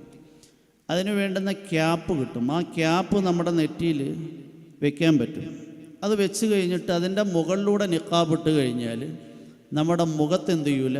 ആ മുഖമക്കനെ തട്ടൂല. അങ്ങനെയുള്ള മുഖമക്കനെ മറയ്ക്കുന്നതിൽ കുഴപ്പമില്ല. ആ സന്ദർഭത്തിൽ എന്ത് ചെയ്യും? നമ്മൾ നടന്നുപോയി കാറ്റടിച്ചപ്പോൾ നമ്മുടെ മുഖത്ത് അങ്ങനെയുള്ള മുഖമക്കനെ വന്നടിച്ചു കഴിഞ്ഞാലും കുഴപ്പമില്ല. അപ്പോൾ സ്ത്രീകൾ മുഖം മറയ്ക്കൽ ഹറാമാണ്. മുഖത്ത് തട്ടി നിൽക്കുന്ന മുഖമക്കന സ്ത്രീകൾ ധരിക്കൽ ഹറാമാണ്. അപ്പം ഇത്രയും കാര്യങ്ങളാണ് ഇഹ്റാം കെട്ടിക്കഴിഞ്ഞാൽ നമ്മൾ സൂക്ഷിക്കേണ്ടത്. ഇനി അടുത്തതായി ഉംറയുടെ 2ാമത്തെ അമലാണ് തവാഫ് എന്നുള്ളത്. തവാഫ് നമ്മൾ സാധാരണ നമ്മുടെ നാടുകളിൽ നിന്ന് ഇഹ്റാം കെട്ടി ഒരുപക്ഷെ ഹജ്ജ് കമ്മിറ്റിയിൽ പോകുന്നവരാണ് എങ്കിൽ ഓരോ സ്ഥലങ്ങളിലും അതിനുള്ള സൗകര്യങ്ങളുണ്ട്. ഇവിടെ നിന്ന് പോകുന്ന ആൾക്കാർ നെടുമ്പാശ്ശേരിയിൽ നിന്നാണ് പോകുന്നത്. അവിടെ തന്നെ ഹാജിമാർക്കും ഹജ്ജുമ്മമാർക്കും താമസിക്കാനുള്ള സൗകര്യമുണ്ട്. ഇഹ്റാം കെട്ടാനുള്ള ഈ അവസരങ്ങളുണ്ട്. അതൊക്കെ എന്ത് ചെയ്യും? നല്ല നിലയിൽ പറഞ്ഞു തരും. പിന്നെ നമ്മൾ ഇഹ്റാം കെട്ടിക്കഴിഞ്ഞാൽ തൽബിയത്ത് അധികരിപ്പിച്ചു കൊണ്ടേയിരിക്കണം. തൽബിയത്ത് അധികരിപ്പിച്ച് നമ്മൾ നേരെ ജിദ്ദ എയർപോർട്ടിൽ ചെന്ന് ഇറങ്ങി. എയർപോർട്ടിൽ ചെന്ന് ഇറങ്ങിയിട്ട് നമ്മൾ സാധനങ്ങളും മറ്റുമൊക്കെ അവർ പറയും നിങ്ങൾ ഇന്ന സ്ഥലത്തിരിക്കും, സ്വൈര്യമായിരുന്നു. നമ്മുടെ സാധനങ്ങളൊക്കെ അവിടെ എത്തി. പിന്നീട് എന്ത് ചെയ്യും? ബസ്സിൽ നമ്മളെ റൂമുകളിലേക്ക് എത്തിക്കും. റൂമുകളിലേക്ക് എത്തിക്കഴിഞ്ഞാൽ ആ സാധനം ഒരു പക്ഷേ ഉടനെ തന്നെ കൊണ്ടുവന്നേക്കാം. ഇല്ലെങ്കിൽ എന്ത് ചെയ്യും? പിന്നീടായിരിക്കും കൊണ്ടുവരുന്നത്. എന്താണെങ്കിലും സാധനങ്ങൾ നമ്മുടെ റൂമിൽ എത്തും. നമ്മൾ റൂമിലെത്തിക്കഴിഞ്ഞാൽ പാതിരാത്രി സമയമാണെങ്കിൽ ഓടി മക്കയിൽ പോകാൻ വേണ്ടി നിൽക്കണ്ട. കുറച്ച് ക്ഷീണമൊക്കെ മാറ്റി. കാരണം നമ്മൾ തവാഫ് എന്ന് പറഞ്ഞു കഴിഞ്ഞാൽ കുറച്ച് ഉന്മേഷത്തോടെ ആവേശത്തോടെ ചെയ്യേണ്ടുന്ന അമലാണ്. അവിടെ ചെന്ന് ഇറങ്ങി നമ്മൾ റൂമിൽ സാധനമൊക്കെ വെച്ച് അന്ന് തന്നെ എന്ത് ചെയ്ത് കുറച്ച് വിശ്രമിച്ചിട്ട് പോകാൻ പറ്റണമെങ്കിൽ പോവുക. ഇനി പാതിരാത്രി 1 മണി 2 മണിയാണ് എങ്കിലും സുബൈക്ക് മുമ്പ് എന്ത് ചെയ്യാൻ പോവുക. അല്ലെങ്കിൽ സുബൈ അവിടുത്തെ പള്ളിയിൽ നിസ്കരിച്ചിട്ട് പോകാം. നമ്മൾ നേരെ മസ്ജിദുൽ ഹറാമിൽ പോയി. ആ മസ്ജിദുൽ ഹറാമിൽ വലതുകാലുകൊണ്ട് പള്ളിയിൽ കയറേണ്ടുന്ന ദുആ പറഞ്ഞുകൊണ്ട് പള്ളിയിൽ പ്രവേശിച്ച് പിന്നെ കുറച്ച് നടന്ന് നീങ്ങുമ്പോൾ ഇപ്പം പല വാതിലുകളുണ്ട്. ഓരോ ദിവസവും ഇങ്ങനെ വാതിൽ മാറിക്കൊണ്ടിരിക്കും. നമ്മൾ വാതിലിലൂടെ എന്ത് ചെയ്യുക? പ്രവേശിച്ച് കുറച്ച് ചെല്ലുമ്പോൾ തന്നെ നമുക്ക് മത്താഫും കഅബയും കാണാൻ പറ്റും. ആ സ്ഥലത്തെത്തുമ്പോൾ എന്ത് ചെയ്യണം? നമ്മളൊന്ന് നിന്ന് കഅബയെ നമ്മുടെ കൺകുളിർക്ക ഒന്ന് കാണണം. കൺകുളിർക്ക കണ്ടിട്ട് നമ്മൾ ആ സന്ദർഭത്തിൽ ചെയ്യുന്ന ദുആ അല്ലാഹു സ്വീകരിക്കും എന്ന് നബിതങ്ങൾ പറഞ്ഞിട്ടുണ്ട്. കഅബയെ കാണുക എന്ന് പറഞ്ഞു കഴിഞ്ഞാൽ ഏത് കടുകട്ടി മനുഷ്യൻ്റെയും ഹൃദയ ലോലമാകുന്ന സന്ദർഭം. ഇന്ന് ലോകത്ത് ജീവിച്ചിരിക്കുന്ന വലിയ ഒരു ആത്മീയ പണ്ഡിതനുണ്ട്, പീർ ദുൽഫുഖാർ അഹമ്മദ് നഖ്ശബന്ദി ദാമത്ത് ബറകാത്ത്. മഹാനവറുകൾ പറയുകയാണ്, ഞാൻ അമേരിക്കയിൽ പോയി, ഒരു മുസ്ലിം ഫാമിലി എന്നെ വീട്ടിൽ കൊണ്ടുപോയി സൽക്കരിച്ചു. അവർ വീട്ടിൽ വെച്ച് എന്നോട് പറഞ്ഞു, ഞാൻ യഹൂദിയായിരുന്നു, എൻ്റെ ഭാര്യയും യഹൂദിയായിരുന്നു. ഞങ്ങൾ രണ്ടും ഇസ്ലാമിലേക്ക് കടന്നു വരാനുള്ള കാരണം കഅബയെ കണ്ടു എന്നത് മാത്രമാണ്. എന്നിട്ട് അവർ ആ സംഭവം വിവരിക്കുകയാണ്, ഞാനും എൻ്റെ ഭാര്യയും ജിദ്ദയിൽ താമസിക്കുമ്പോൾ ധാരാളം ആൾക്കാർ വെള്ള മുണ്ടുടുത്ത് വെള്ള പുതപ്പ് പുതച്ചുകൊണ്ട് ഈ നാട്ടിലൂടെ യാത്ര ചെയ്യുന്നത് കാണാനിടയായി. ഞങ്ങളുടെ ഫ്ലാറ്റിൽ ഞങ്ങളുടെ അയൽവക്കത്ത് താമസിച്ചിരുന്ന മുസ്ലിങ്ങളോട് ഞങ്ങൾ ചോദിച്ച്, എന്തിനാ ഈ വെള്ള മുണ്ടും ഉടുത്ത് തലയും മറയ്ക്കാതെ വെള്ള പുതപ്പും പുതച്ചുകൊണ്ട് ഇങ്ങനെ ആണുങ്ങൾ നടന്നു പോകുന്നത്?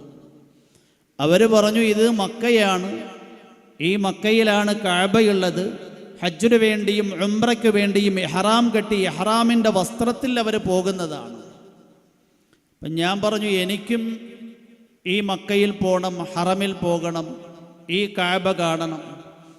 അവർ പറഞ്ഞു, നിങ്ങൾക്കൊരിക്കലും ഹറമിൻ്റെ ബോർഡറിൽ പോലും കടക്കാൻ കഴിയില്ല. മുസ്ലിമീങ്ങളല്ലാത്ത ഒരാൾക്കും ഹറമിൻ്റെ ബോർഡറിൽ കടക്കാൻ കഴിയില്ല. അങ്ങനെ ഞാൻ ചിന്തിച്ചു, എന്താണെങ്കിലും എനിക്ക് മക്കയിൽ പോകണം, കഅബ കാണണം, മസ്ജിദുൽ ഹറാം കാണണം. ഞാൻ മുസ്ലിമീങ്ങൾ ധരിക്കുന്ന കമീസ് വാങ്ങി, തൊപ്പി വാങ്ങി, തലപ്പാവ് കെട്ടി. എൻ്റെ ഭാര്യ മുസ്ലിമീങ്ങൾ ധരിക്കുന്ന ഫർദ വാങ്ങി, മക്കന വാങ്ങി. ഞങ്ങൾ രണ്ടും മുസ്ലിമീങ്ങളായി അഭിനയിച്ചുകൊണ്ട് ഹറമിലേക്ക് പോയി. ഹറമിൻ്റെ ബോർഡറിൽ ഞങ്ങൾ ആരും തടഞ്ഞില്ല. മസ്ജിദുൽ ഹറാമിൽ ഞങ്ങൾ പ്രവേശിച്ചു, ആരും തടഞ്ഞില്ല. നടന്ന് ഞങ്ങൾ വിശുദ്ധ കഅബയെ കണ്ണുകൊണ്ട് കാണേണ്ടുന്ന താമസം. ഞങ്ങളുടെ ഹൃദയങ്ങൾ വികാരപുളകിതമായി. ആ സന്ദർഭത്തിൽ ഞങ്ങളുടെ നയനങ്ങളിൽ നിന്ന് കണ്ണുനീർത്തുള്ളി ധാരധാരയായി ഒഴുകി. ആ കഅബയെ നോക്കി നിന്നുകൊണ്ട് ഞങ്ങൾ ഉച്ചസ്ഥലത്തിൽ വിളിച്ചു പറഞ്ഞു, അശ്ഹദു അല്ലാ ഇലാഹ ഇല്ലല്ലാഹ് വ അശ്ഹദു അന്ന മുഹമ്മദർ റസൂലുള്ളാഹ്. ആരാധനക്കർഹൻ അല്ലാഹുവല്ലാതെ മറ്റാരുമില്ല എന്ന് ഞാൻ സാക്ഷ്യം വഹിക്കുന്നു. മുഹമ്മദ് അല്ലാഹുവിൻ്റെ ദൂതനാണ് എന്നും ഞാൻ സാക്ഷ്യം വഹിക്കുന്നു. അങ്ങനെ കഅബ കണ്ടുകൊണ്ട് മാത്രം ഞാനും എൻ്റെ ഭാര്യയും മുസ്ലിമായി. ഞാനും ഇസ്ലാമിനെ കുറിച്ച് പഠിച്ചു, എൻ്റെ ഭാര്യയും ഇസ്ലാമിനെ കുറിച്ച് പഠിച്ചു എന്ന് മാത്രമല്ല, അവരുടെ നമസ്കാരം ആശ്ചര്യം ജനിപ്പിക്കുന്നതാണ്. നിസ്കാരത്തിൽ നിന്ന് കഴിഞ്ഞാൽ അൽ മുസല്ലി യുനാജി റബ്ബഹു, നിസ്കരിക്കുന്നവൻ അവൻ്റെ രക്ഷിതാവുമായി കൂടിക്കാഴ്ച നടത്തുന്നവനാണ്. സുദീർഘമായ നൃത്തം, സുദീർഘമായ റുകൂ, സുദീർഘമായ സുജൂദ്. ഇതാണ് എൻ്റെ ഭാര്യയുടെ നമസ്കാരത്തിൻ്റെ അവസ്ഥ. കഅബ കണ്ടുകൊണ്ട് മാത്രം ഇസ്ലാമിലേക്ക് വന്നു. ഇബ്രാഹിം നബി അലൈഹി സ്വലാം എന്നോ ചെയ്ത ദുആയാണ്. എന്താ ചെയ്ത ദുആ? ഇബ്രാഹിം നബി അലൈഹി സ്വലാം ശാമു എന്ന് പറഞ്ഞു കഴിഞ്ഞാൽ അന്ന് അനുഗ്രഹങ്ങളുടെ സസ്യശ്യാമളമായ പച്ചക്കറികളുടെയും പഴവർഗ്ഗങ്ങളുടെയും ധാന്യങ്ങളുടെയും വിളനിലമാണ്. ഈ ശാമിൽ നിന്ന് ഇബ്രാഹിം നബി അലൈഹിസ്സലാം ഭാര്യയായ ഹാജറ ബീവിയെയും മകൻ ഇസ്മായിൽ അലൈഹിസ്സലാമയെയും മക്കയിൽ കൊണ്ടുവന്ന് ഉപേക്ഷിക്കുന്ന സന്ദർഭം അന്ന് ഇന്ന് കാണുന്ന മക്കയല്ല. എന്തുകൊണ്ടും വിജനമായൊരു പ്രദേശം, ഹൃദയത്തിൽ ഭീതി ജനിപ്പിക്കുന്ന അന്തരീക്ഷം. ഇവിടെ നിന്നുകൊണ്ട് ഇബ്രാഹിം നബി അലൈഹിസ്സലാം സഹസ്രാബ്ദങ്ങൾക്ക് മുമ്പ് ചെയ്ത ഒരു ദുആയുണ്ട്. റബ്ബനാ ഇന്നി അസ്കൻതു മിൻ ദുർരിയതി ബിവാദിൻ ഗൈരി ദീ സറഇൻ ഇൻദ ബൈതികൽ മുഹറം റബ്ബനാ ലിയുഖീമുസ് സ്വലാത ഫജഅൽ അഫ്ഇദതം മിനൻ നാസി തഹ്വി ഇലൈഹിം വർസുഖ്ഹും മിനസ് സമറാതി ലഅല്ലഹും യശ്കുറൂൻ. നൂറ്റാണ്ടുകൾ പലത് കഴിഞ്ഞു, സഹസ്രാബ്ദങ്ങൾ പലത് കഴിഞ്ഞു. ഇന്നും ആ ദുആ സ്വീകരിക്കപ്പെട്ട നിലയിൽ ലോകത്തിൻ്റെ മുന്നിൽ ഒരു തെളിവായി നിലനിൽക്കുകയാണ്. റബ്ബന, ഞങ്ങളുടെ രക്ഷിതാവേ, ഇന്നി അസ്കന്തു, തീർച്ചയായും ഞാൻ കൊണ്ടുവന്ന് താമസിപ്പിച്ചിരിക്കുകയാണ്. ദുര്രിയത്തി, എൻ്റെ തലമുറ. എൻ്റെ മകൻ ഇസ്മായിലിനെ ഏതാനും ദിവസങ്ങൾക്ക് വേണ്ടിയല്ല, ഈ ഇസ്മായിൽ അലൈഹിസ്സലാം ഇവിടെ താമസിക്കണം, അവൻ്റെ സന്താനങ്ങളും താമസിക്കണം, തലമുറയും താമസിക്കണം. എവിടെയാണ്? അനുഗ്രഹ സമ്പൂർണമായ ശാമിൽ നിന്ന് ബിവാദിൻ, മലഞ്ചരുവിൻ്റെ ഓരത്ത്, ഗൈരി ദീ സറഇൻ, കൃഷിയില്ലാത്ത ഭൂമി. ഇവിടെ ശാമിൽ കിട്ടുന്നത് പോലെയുള്ള ഫലങ്ങളില്ല, പഴവർഗ്ഗങ്ങളില്ല, ധാന്യങ്ങളില്ല, പച്ചക്കറികളില്ല. ഗൈരി ദീ സറഇൻ. പക്ഷേ ഈ ഭൂമിക്കൊരു സവിശേഷതയുണ്ട്.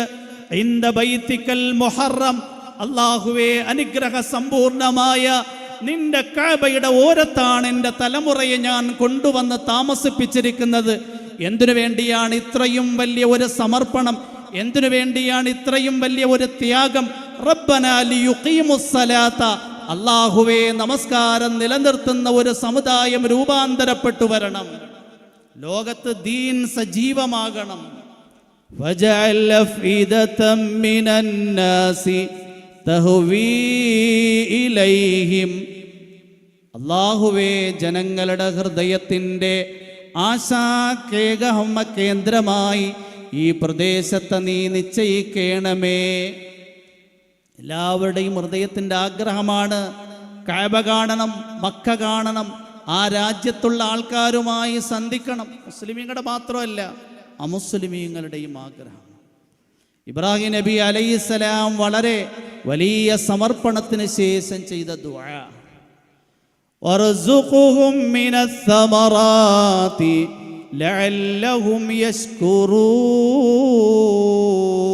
അല്ലാഹുവേ, ലോകത്തുള്ള മുഴുവൻ ഫലവർഗ്ഗങ്ങളെയും നീ ഇവിടെ സമ്മേളിപ്പിക്കണമേ. മക്കയിലെ മാർക്കറ്റിൽ പോയി കഴിഞ്ഞാൽ ലോകത്ത് എവിടെ കിട്ടുന്ന ധാന്യങ്ങളും പച്ചക്കറികളും പഴവർഗ്ഗങ്ങളും സുലഭമായി അവിടെ ലഭ്യമാണ്.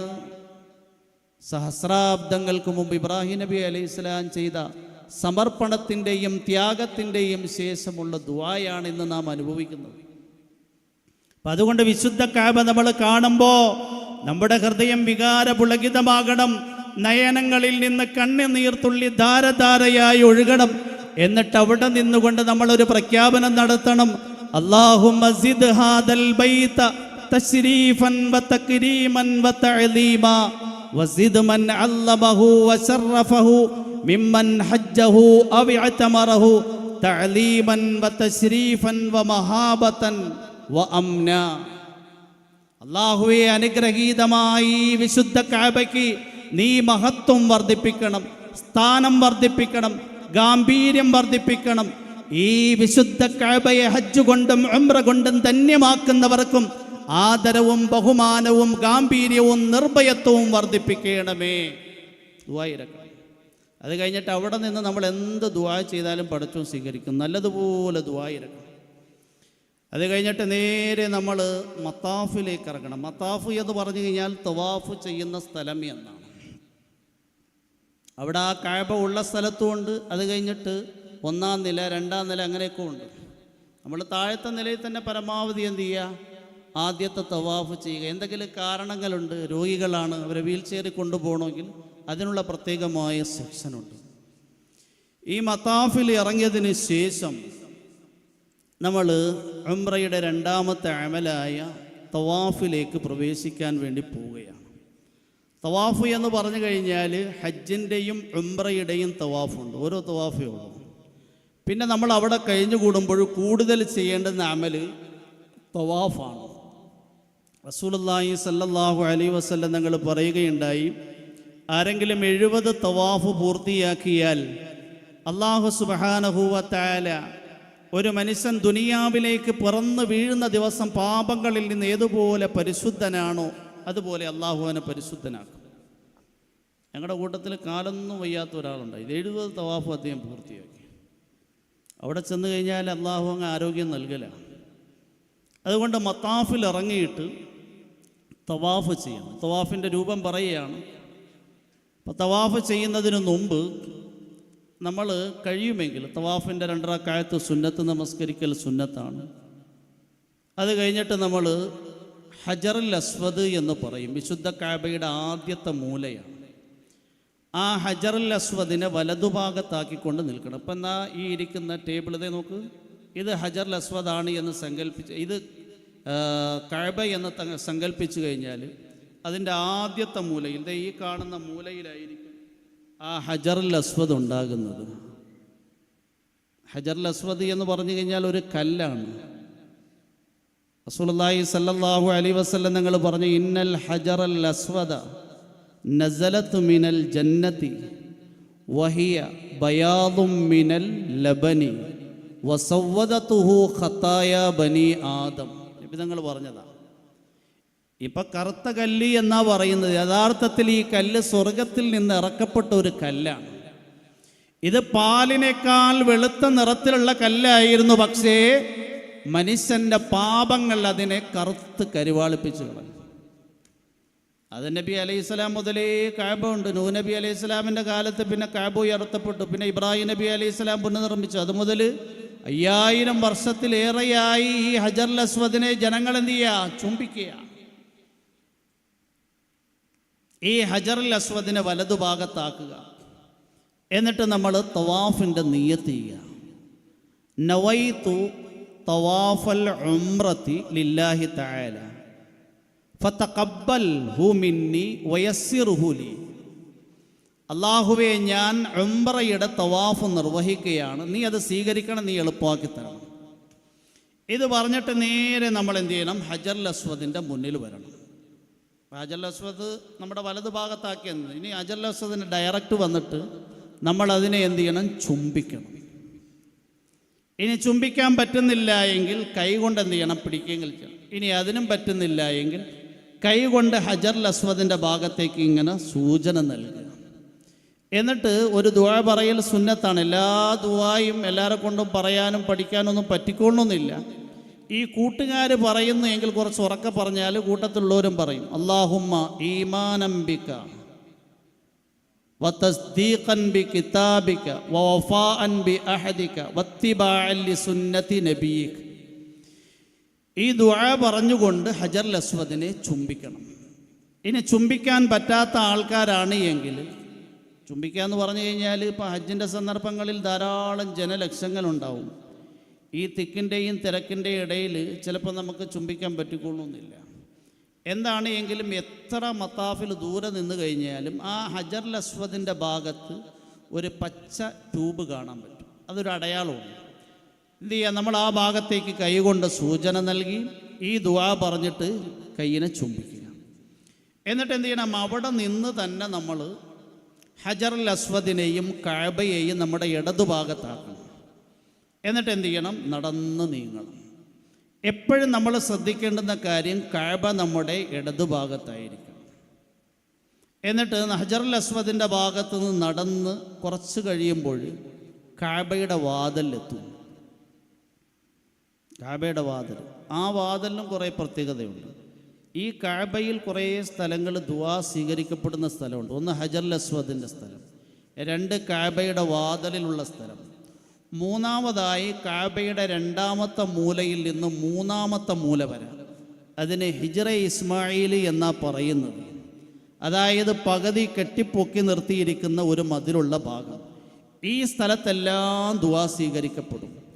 അവിടെ നിന്ന് 2ാമത്തെ മൂലയിൽ നിന്ന് കുറേ നടന്നു കഴിയുമ്പോൾ നമ്മൾ മീസാബുർ റഹ്മത്ത് എന്ന് പറയും. മുകളിൽ നോക്കി കഴിഞ്ഞാൽ ഒരു സ്വർണ്ണ പാത്തി കാണാൻ പറ്റും. മഴ പെയ്ത് കഴിഞ്ഞാൽ അതിൽ വെള്ളം വീണ് താഴേക്ക് വീഴും. തവാഫ് ചെയ്യുന്ന ആൾക്കാർ എന്ത് ചെയ്യാറുണ്ട്? അതിൽ പോയി നിൽക്കാറുണ്ട്, ആ വെള്ളം നനയാൻ വേണ്ടിയിട്ട്. മീസാബുർ റഹ്മത്ത് എന്നാ പറയുന്നത്, അനുഗ്രഹത്തിൻ്റെ സ്വർണ്ണപ്പാത്തി എന്നാ പറയുന്നത്. അപ്പം ഈ സ്വർണ്ണപ്പാത്തി ഇവിടെയും ദുആ സ്വീകരിക്കപ്പെടും. പിന്നീട് റുക്കുനുൽ യമാനി എന്ന് പറയും. റുക്കുനുൽ യമാനി എന്ന് പറഞ്ഞാൽ കഅബയുടെ 4ാമത്തെ മൂല, ഇവിടെയും ദുആ സ്വീകരിക്കപ്പെടും. ഈ സ്ഥലങ്ങളിലൊക്കെ കുറച്ച് ദൂരെ നിന്ന് ദുആ ചെയ്യുന്നത് നല്ലതാണ്. കഅബയുടെ നേരെ തിരിഞ്ഞു കഴിഞ്ഞാൽ നമ്മൾ ശ്രദ്ധിക്കണം, കഅബയെ എന്ത് ചെയ്യണം? എപ്പോഴും ഇടതുഭാഗത്താക്കണം. കുറച്ചുകൂടെ ബേക്കിലോട്ട് വന്ന് വീണ്ടും എന്ത് ചെയ്യണം? ഇടതുഭാഗത്താക്കിയിട്ട് തവാഫ് തുടർന്നുകൊണ്ടേയിരിക്കണം. കഅബയുടെ 1ാമത്തെ മൂല കഴിഞ്ഞ് കഅബയുടെ വാതിലെത്തുമ്പോൾ അല്ലാഹുമ്മ ഇന്ന ഹാദൽ ബൈത ബൈതുക് വൽ ഹറമ ഹറമുക് വൽ അംന അംനുക്. ഈ ദുആ പറയൽ സുന്നത്താണ്. ഈ സുന്നത്തായ ദുആക്കൾ അറിയുന്നവർ ചെല്ലുക, അറിയാത്തവരാണ് എങ്കിൽ ഉറക്കെ ചെല്ലുന്നവരുണ്ടെങ്കിൽ അത് കേട്ട് ചെല്ലുക. ഇനി ഒന്നും അറിഞ്ഞൂടാത്തവർ ഈ സ്ഥലങ്ങളിലൊക്കെ വെച്ച് അൽഹംദും സലാത്തും ചൊല്ലിയിട്ട് നമ്മൾ മലയാളത്തിൽ തന്നെ അള്ളാഹുവിനോട് നന്നായി ദുആയിരക്കുക. പിന്നീട് അത് കഴിഞ്ഞിട്ട് ഹിജറ ഇസ്മായിൽ എന്ന് പറയുന്ന സ്ഥലമാണ്. കഅബയുടെ 2ാമത്തെ മൂല മുതൽ 3ാമത്തെ മൂല വരെയുള്ള ഭാഗത്തിനാണ് ഹിജറ ഇസ്മായിൽ എന്ന് പറയുന്നത്. ഈ ഭാഗത്തിൻ്റെ പ്രത്യേകത എന്ന് പറഞ്ഞു കഴിഞ്ഞാൽ പകുതി കെട്ടിപ്പൊക്കിയിട്ടുണ്ട്. അവിടെ തുടങ്ങുന്ന സ്ഥലത്തൊരു വാതിലുണ്ട്, അവസാനിക്കുന്ന സ്ഥലത്തും വാതിലുണ്ട്.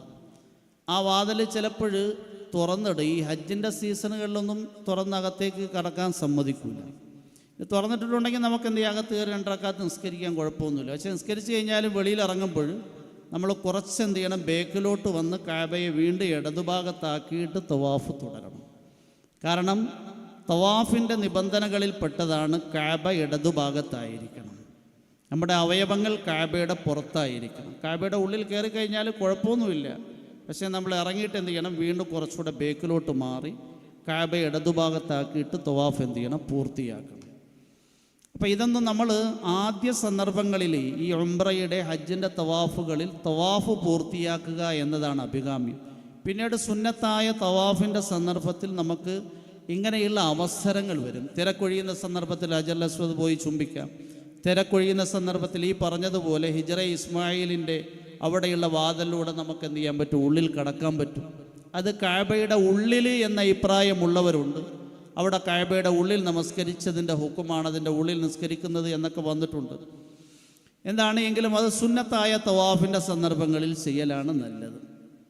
പിന്നീട് നടന്ന് നീങ്ങുമ്പോൾ കഅബയുടെ 2ാമത്തെ മൂല കഴിഞ്ഞ് ഞാൻ ഈ പറഞ്ഞ മീസാബുർ റഹ്മത്ത് എന്ന് പറയുന്ന സ്ഥലം, കഅബയുടെ 2ാമത്തെ മൂലയിൽ എത്തുമ്പോൾ ചെയ്യുന്ന ഒരു ദുആയുണ്ട്. അല്ലാഹുമ്മ ഇന്നി അഊദു ബിക മിനശ് ശക്കി വശ്ശിർക്കി വന്നിഫാഖി വസൂഇൽ അഖ്ലാഖി വസൂഇൽ മുൻഖലബി ഫിൽ മാലി വൽ അഹ്ൽ. ഈ ദുആ പറയ സുന്നത്താണ്. അത് കഴിഞ്ഞിട്ട് മീസാബുർ റഹ്മത്ത് എന്ന് പറയും. ആ സ്ഥലത്ത് വെച്ച് അല്ലാഹുമ്മ അളില്ലിനി യൗമ ലാ ദില്ല ഇല്ലാ ദില്ലുക് വസ്ഖിനി ബികഅസി മുഹമ്മദിൻ സല്ലല്ലാഹു അലൈഹി വസല്ലമ സർബത്തൻ ഹനീഅൻ ലാ അദ്മഉ ബഅദഹു അബദ. അല്ലാഹുവേ, നിന്റെ അർശിൻ്റെ തണൽ എനിക്ക് നൽകണം. നിന്റെ ഹബീബിൻ്റെ പരിശുദ്ധമായ കരങ്ങളിൽ നിന്ന് ഹൗദൽ കൗസറിൻ്റെ കോപ്പയിൽ നിന്ന് വെള്ളം വാങ്ങി കുടിക്കാനുള്ള അവസരം നൽകണമേ എന്ന് ദുആയിരക്കണം. ഈ രൂപത്തിൽ നമ്മൾ മീസാബുർ റഹ്മത്ത് കഴിഞ്ഞ് പിന്നീട് എന്ത് ചെയ്ത് വീണ്ടും നടന്ന് റുക്കുനുൽ യമാനി എന്ന് പറയും, കഅബയുടെ 4ാമത്തെ മൂല. ഈ മൂലയിലെത്തുമ്പോൾ ചെയ്യേണ്ടുന്ന ഒരു ദുആയുണ്ട്, ഹദീസിൽ വരുന്നുണ്ട്. അവിടെ 70 മലക്കുകളുണ്ട്. ഈ ദുആ ആരെങ്കിലും ചൊല്ലിക്കഴിഞ്ഞാൽ 70 മലക്കുകൾ ആമീൻ പറയും. അല്ലാഹുമ്മ ഇന്നി അസ്അലുക്കൽ അഫ്വ വൽ ആഫിയ ഫിദ്ദുനിയ വൽ ആഖിറ. അല്ലാഹുമ്മ അസ്അലുക്കൽ അഫ്വ വൽ ആഫിയ ഫീ ദീനി വ ദുനിയായ. ഈ ദുആ ചെയ്തു കഴിഞ്ഞാൽ അവിടെയുള്ള 70 മലക്കുകൾ ദുആയിരക്കും. പിന്നീട് 4ാമത്തെ മൂലയിൽ നിന്ന് ഹജറുൽ അസ്വദിലെത്തുമ്പോൾ ഒരു പ്രാവശ്യം നമ്മൾ ചുറ്റൽ പൂർത്തിയാക്കി. ഇങ്ങനെ 7 വട്ടം വിശുദ്ധ കഅബയെ ചുറ്റുന്നതിൻ്റെ പേര് ഒരു തവാഫ് എന്ന് പറയും. ഒരു തവാഫ് പൂർത്തിയായി. ഈ തവാഫ് പൂർത്തിയായി കഴിഞ്ഞാൽ പിന്നീട് മഖാമെ ഇബ്രാഹിമി എന്ന് പറയുന്ന ഒരു സ്ഥലമുണ്ട്. അവിടെ 2 റക്അത്ത് സുന്നത്ത് നിസ്കരിക്കൽ ശാഫികൾക്ക് സുന്നത്താണ്, ഹനഫി മദ്ഹബിൽ അത് വാജിബാണ്. ഇത് ഈ മഖാമെ ഇബ്രാഹിം എന്ന് പറഞ്ഞു കഴിഞ്ഞാൽ കഅബയുടെ 2ാമത്തെ മൂലയുടെ മത്താഫിൻ്റെ ഭാഗത്ത് ഒരു കണ്ണാടി കൂട്ടിലിട്ട് വെച്ചിരിക്കുന്ന കാണാൻ പറ്റും. ആൾക്കാർ അവിടെ പോയി എന്ത് ചെയ്യാറുണ്ട്, തൊട്ടുമുത്താറുണ്ട്. കാരണം ഈ ഹജറുൽ അസ്വദിലൊന്നും അവസരം കിട്ടത്തില്ല. അതിങ്ങനെ ഈ കണ്ണാടി കൂട്ടിലായതുകൊണ്ട് തൊടാനും പിടിക്കാനൊക്കെ അവസരമുണ്ട്. അതിൽ തൊട്ടുമുത്തലൊന്നും സുന്നത്തില്ല. 2 സ്ഥലങ്ങളിലാണ് ചുംബിക്കൽ, തൊട്ട് മുത്തുക എന്നത് സുന്നത്ത്. ഒന്ന് ഹജറുൽ അസ്വദ്, ചുംബിക്കാൻ അവസരം കിട്ടിക്കഴിഞ്ഞാൽ ചുംബിക്കണം. ഇനി ചുംബിക്കാൻ അവസരം കിട്ടിയില്ല എങ്കിൽ ഇസ്തിലാമ്, തൊട്ടിട്ട് കൈമുത്തണം. ഇനി അതിന് അവസരം കിട്ടുന്നില്ല എങ്കിൽ കൈകൊണ്ട് ഹജറുൽ അസ്വദിലേക്ക് സൂചന നൽകിയിട്ട് കൈയിനെ ചുംബിക്കണം. പിന്നെ 2ാമത് റുക്കുനുൽ യമാനി, കഅബയുടെ 4ാമത്തെ മൂല. ഇവിടെ ഇസ്തിലാമ് ചെയ്യൽ സുന്നത്താണ്. ഇസ്തിലാം എന്ന് പറഞ്ഞു കഴിഞ്ഞാൽ കൈകൊണ്ട് ആ മൂലയെ ഒന്ന് തൊട്ട് ചുംബിക്കുന്നതിനാണ് ഇസ്തിലാമ് എന്ന് പറയുന്നത്. ഡയറക്റ്റ് ചുംബിക്കുന്നതിനല്ല. അതിന് തഖ്ബീൽ എന്ന് പറയുക, ചുംബിക്കുക എന്നാ പറയുന്നത്. ഇസ്തിലാം എന്ന് പറഞ്ഞാൽ കൈകൊണ്ട് എന്ത് ചെയ്യുക, കൈകൊണ്ട് തൊട്ട് മുത്തുക എന്നാ പറയുന്നത്. ഇങ്ങനെ നമ്മൾ തവാഫ് പൂർത്തിയാക്കി കഴിഞ്ഞാൽ ഈ മക്കാമെ ഇബ്രാഹിമിൻ്റെ അടുക്കൽ 2 റക്അത്ത് സുന്നത്ത് നമസ്കരിക്കും. ഹനഫികൾക്ക് വാജിബാണ്. ഖുർആനിൽ അല്ലാഹു പറയുന്നുണ്ട്, വത്തഖിദൂ മിൻ മഖാമി ഇബ്രാഹിമ മുസല്ല. മഖാമെ ഇബ്രാഹിമിൻ്റെ സ്ഥലത്തെ നിങ്ങൾ നിസ്കരിക്കാനുള്ള സ്ഥലമായി നിശ്ചയിക്കണം. ഹറമിൻ്റെ എവിടെ നിസ്കരിച്ചു കഴിഞ്ഞാലും ഈ നിസ്കാരത്തിൻ്റെ സുന്നത്താണെങ്കിൽ സുന്നത്ത്, വാജിബാണെങ്കിൽ വാജിബ് അതാ ആകും. അത് കഴിഞ്ഞിട്ട് നല്ലതുപോലെ പോയി സംസം വെള്ളം കിട്ടും അടുത്ത്. സംസം വെള്ളമൊക്കെ നല്ലതുപോലെ കുടിച്ച് നമ്മൾ നേരെ ഉംറയുടെ 3ാമത്തെ അമലിലേക്ക് പ്രവേശിക്കണം. ഉംറയുടെ 3ാമത്തെ അമല് സഅയാണ്. സഅ എന്ന് പറഞ്ഞു കഴിഞ്ഞാൽ സഫ മർവായുടെ ഇടയിലുള്ള നടത്തം. ഖുർആൻ ശരീഫിൽ അല്ലാഹു സുബ്ഹാനഹു വ തആല പറയുന്നുണ്ട്, ഇന്നസ്സഫാ വൽ മർവത മിൻ ശആഇരില്ലാഹ് فمن حج البيت أو اعتمر فلا جناح عليه أن يطوف بهما ومن تطوع خيرا فإن الله شاكر عليم. തീർച്ചയായും സഫായും മർവായും അള്ളാഹുവിൻ്റെ 2 ചിഹ്നങ്ങളിൽപ്പെട്ട ചിഹ്നമാണ്. ഈ സഫാ മർവാൻ്റെ ഇടയിലുള്ള നടത്തം, സഫാ കൊണ്ട് നടത്തം തുടങ്ങണം, മർവ കൊണ്ട് നടത്തം അവസാനിപ്പിക്കണം. സഫായുടെ നടത്തം നമ്മുടെ ആ പോയിൻ്റ് ഉണ്ട്, അതിൻ്റെ ആ പോയിന്റിൽ നിന്ന് തന്നെ തുടങ്ങണം. ഒരു ചുവട്ടടി മാറിക്കഴിഞ്ഞാൽ അതൊരു നടത്തമായിട്ട് പരിഗണിക്കത്തില്ല. സഫായിൽ നിന്ന് മർവ വരെ ഒരു നടത്തം, മർവായിൽ നിന്ന് സഫായിലേക്ക് 2ാമത്തെ നടത്തം, സഫായിൽ നിന്ന് മർവായിലേക്ക് 3ാമത്തെ നടത്തം, മർവായിൽ നിന്ന് സഫായിലേക്ക് 4ാമത്തെ നടത്തം, സഫായിൽ നിന്ന് മർവായിലേക്ക് 5ാമത്തെ നടത്തം, മർവായിൽ നിന്ന് സഫായിലേക്ക് 6ാമത്തെ നടത്തം, സഫായിൽ നിന്ന് മർവയിലേക്ക് 7ാമത്തെ നടത്തം. ഇങ്ങനെയാണ് 7 നടത്തം പൂർത്തിയാക്കേണ്ടത്. ഇവിടെയും ഒരു പച്ച ട്യൂബ് വെച്ച സ്ഥലമുണ്ട്. അവിടെ കുറച്ച് തോളൊക്കെ കുലുക്കി നടക്കുക എന്നത് സുന്നത്താണ്. ഇവിടെയും നമ്മൾ അള്ളാഹുവിനോട് നന്നായി ദുആയിരക്കണം. തവാഫിൽ കുറേ കാര്യങ്ങൾ ശ്രദ്ധിക്കേണ്ടതായിട്ടുണ്ട്. 1, ഒളൂടുകൂടിയായിരിക്കണം തവാഫ്. 2, ഔറത്ത് മറിഞ്ഞിട്ടുണ്ടാകണം. ഇപ്പോൾ ഈ യാദർശികമായി ഒന്നു മുറിഞ്ഞു പോയി കഴിഞ്ഞാൽ, ഒന്നു എന്ത് ചെയ്ത് 3 തവാഫ് കഴിഞ്ഞ് മുറിഞ്ഞു പോയി കഴിഞ്ഞാൽ നമുക്ക് എന്ത് ചെയ്യാൻ പറ്റും? പോയി ഒതു എടുത്തിട്ട് പിന്നെ 4ാമത്തെ തവാഫ് മുതൽ പൂർത്തിയാക്കിയാൽ മതിയാകും. 1 തവാഫ് പൂർത്തിയാക്കണ്ട. ഇപ്പോൾ ഉദാഹരണമായിട്ട് 2 തവാഫ് കഴിഞ്ഞു, 3ാമത് തവാഫ് ചെയ്തുകൊണ്ടിരിക്കുക, കാബയുടെ ആ വാതിലിൻ്റെ അവിടെ വെച്ച് ഒതു മുറിഞ്ഞു. നമ്മൾ നേരെ പോയി ഒതു കൊടുക്കുക. എന്നിട്ട് എന്ത് ചെയ്യുക? കാബയുടെ വാതിലിൽ നിന്ന് വീണ്ടും എന്ത് ചെയ്യുക? 3ാമത്തെ തവാഫ് പൂർത്തിയാക്കി ബാക്കി 4 തവാഫും പൂർത്തിയാക്കി 7 തവാഫ് പൂർത്തിയാക്കിയാൽ മതി. അതുപോലെ സഈ ഉള്ള തവാഫാണ് എങ്കിൽ ആ തവാഫിൽ പുരുഷന്മാർ റംല് നടത്തൽ, അതായത് 3 നടത്തം തോളക്കൊന്ന് കുലുക്കി നടക്കൽ സുന്നത്താണ്. അതുപോലെ തന്നെ പൂണൂല് കെട്ടലും സുന്നത്താണ്. പൂണൂല് കെട്ടുക എന്ന് പറഞ്ഞു കഴിഞ്ഞാൽ നമ്മുടെ ഈ ഇടതേ കശം വെളുവാക്കിക്കൊണ്ട് നമ്മുടെ ആ ഷാളിനെ എന്ത് ചെയ്യുക? എടുത്തിടുക. ഇതാണ് പൂണൂല് കെട്ടുക എന്ന് പറയുന്നത്. ഈ രൂപത്തിൽ നമ്മൾ എന്ത് ചെയ്യുക? തവാഫ് കഴിഞ്ഞ് സഈ കഴിഞ്ഞു. സഈയും കഴിഞ്ഞാൽ പിന്നീട് എന്ത് ചെയ്ത്? തലമുടി കളയുക. ഇതോടുകൂടി നമ്മുടെ ഉംറ കഴിഞ്ഞു. മനസ്സിലായോ? ഉംറ എന്ന് പറഞ്ഞാൽ 4 അമൽ തുടർച്ചയായി ചെയ്യുന്നതിൻ്റെ പേര്. 1, ഉംറയ്ക്ക് വേണ്ടി ഇഹ്റാം കെട്ടി നിയ്യത്ത് ചെയ്ത് ഉംറയിൽ പ്രവേശിക്കുക. 2, തവാഫ് ചെയ്യുക. 3, സഈ ചെയ്യുക, സഫാ മർവായുടെ ഇടയിൽ നടക്കുക. 4, തലമുടി കളയുക. ഇതോടുകൂടി ഉംറ പൂർത്തിയായി. ഇനി ഉംറ പൂർത്തിയായി കഴിഞ്ഞാൽ നമ്മൾ ഹജ്ജിൻ്റെ സമയം വരെ റൂമുകളിൽ കഴിഞ്ഞുകൂടുക, തവാഫ് അധികരിപ്പിക്കുക, മസ്ജിദുൽ ഹറാമിൽ കൂടുതലായി ഇഅ്തികാഫിൽ കഴിയുക. ദുൽഹജ്ജ് 7 ആകുമ്പോൾ നമ്മുടെ റൂമിൽ നിന്ന് നമ്മൾ ഈ ഹറാം കെട്ടി വാഹനങ്ങൾ ഓരോ റൂമിൽ എന്ത് ചെയ്യും? വരും. അവർ പറയും ഇന്ന സമയത്ത് നിങ്ങൾ തയ്യാറായി നിൽക്കണം, ബസ് വരും, നേരെ മിനയിലെ ഖീമയിലേക്ക് കൂടാരത്തിലേക്ക് നമ്മളെ കൊണ്ടുപോകും. അപ്പം നമ്മൾ ആ സമയമാകുമ്പോൾ ഒന്ന് തയ്യാറായി നേരത്തെ ഇഹ്റാമിൽ പറഞ്ഞ മുഴുവൻ കാര്യങ്ങളും കുളിച്ച് റെഡിയായി 2 റക്അത്ത് സുന്നത്ത് നിസ്കരിച്ച് അവിടെ നമ്മൾ ഇഹ്റാം കെട്ടേണ്ടുന്നത് നവൈത്തുൽ ഹജ്ജ വ അഹ്റംതുഹു ലില്ലാഹി തആല ഫതഖബ്ബൽഹു മിന്നി വയസ്സിർഹു ലി.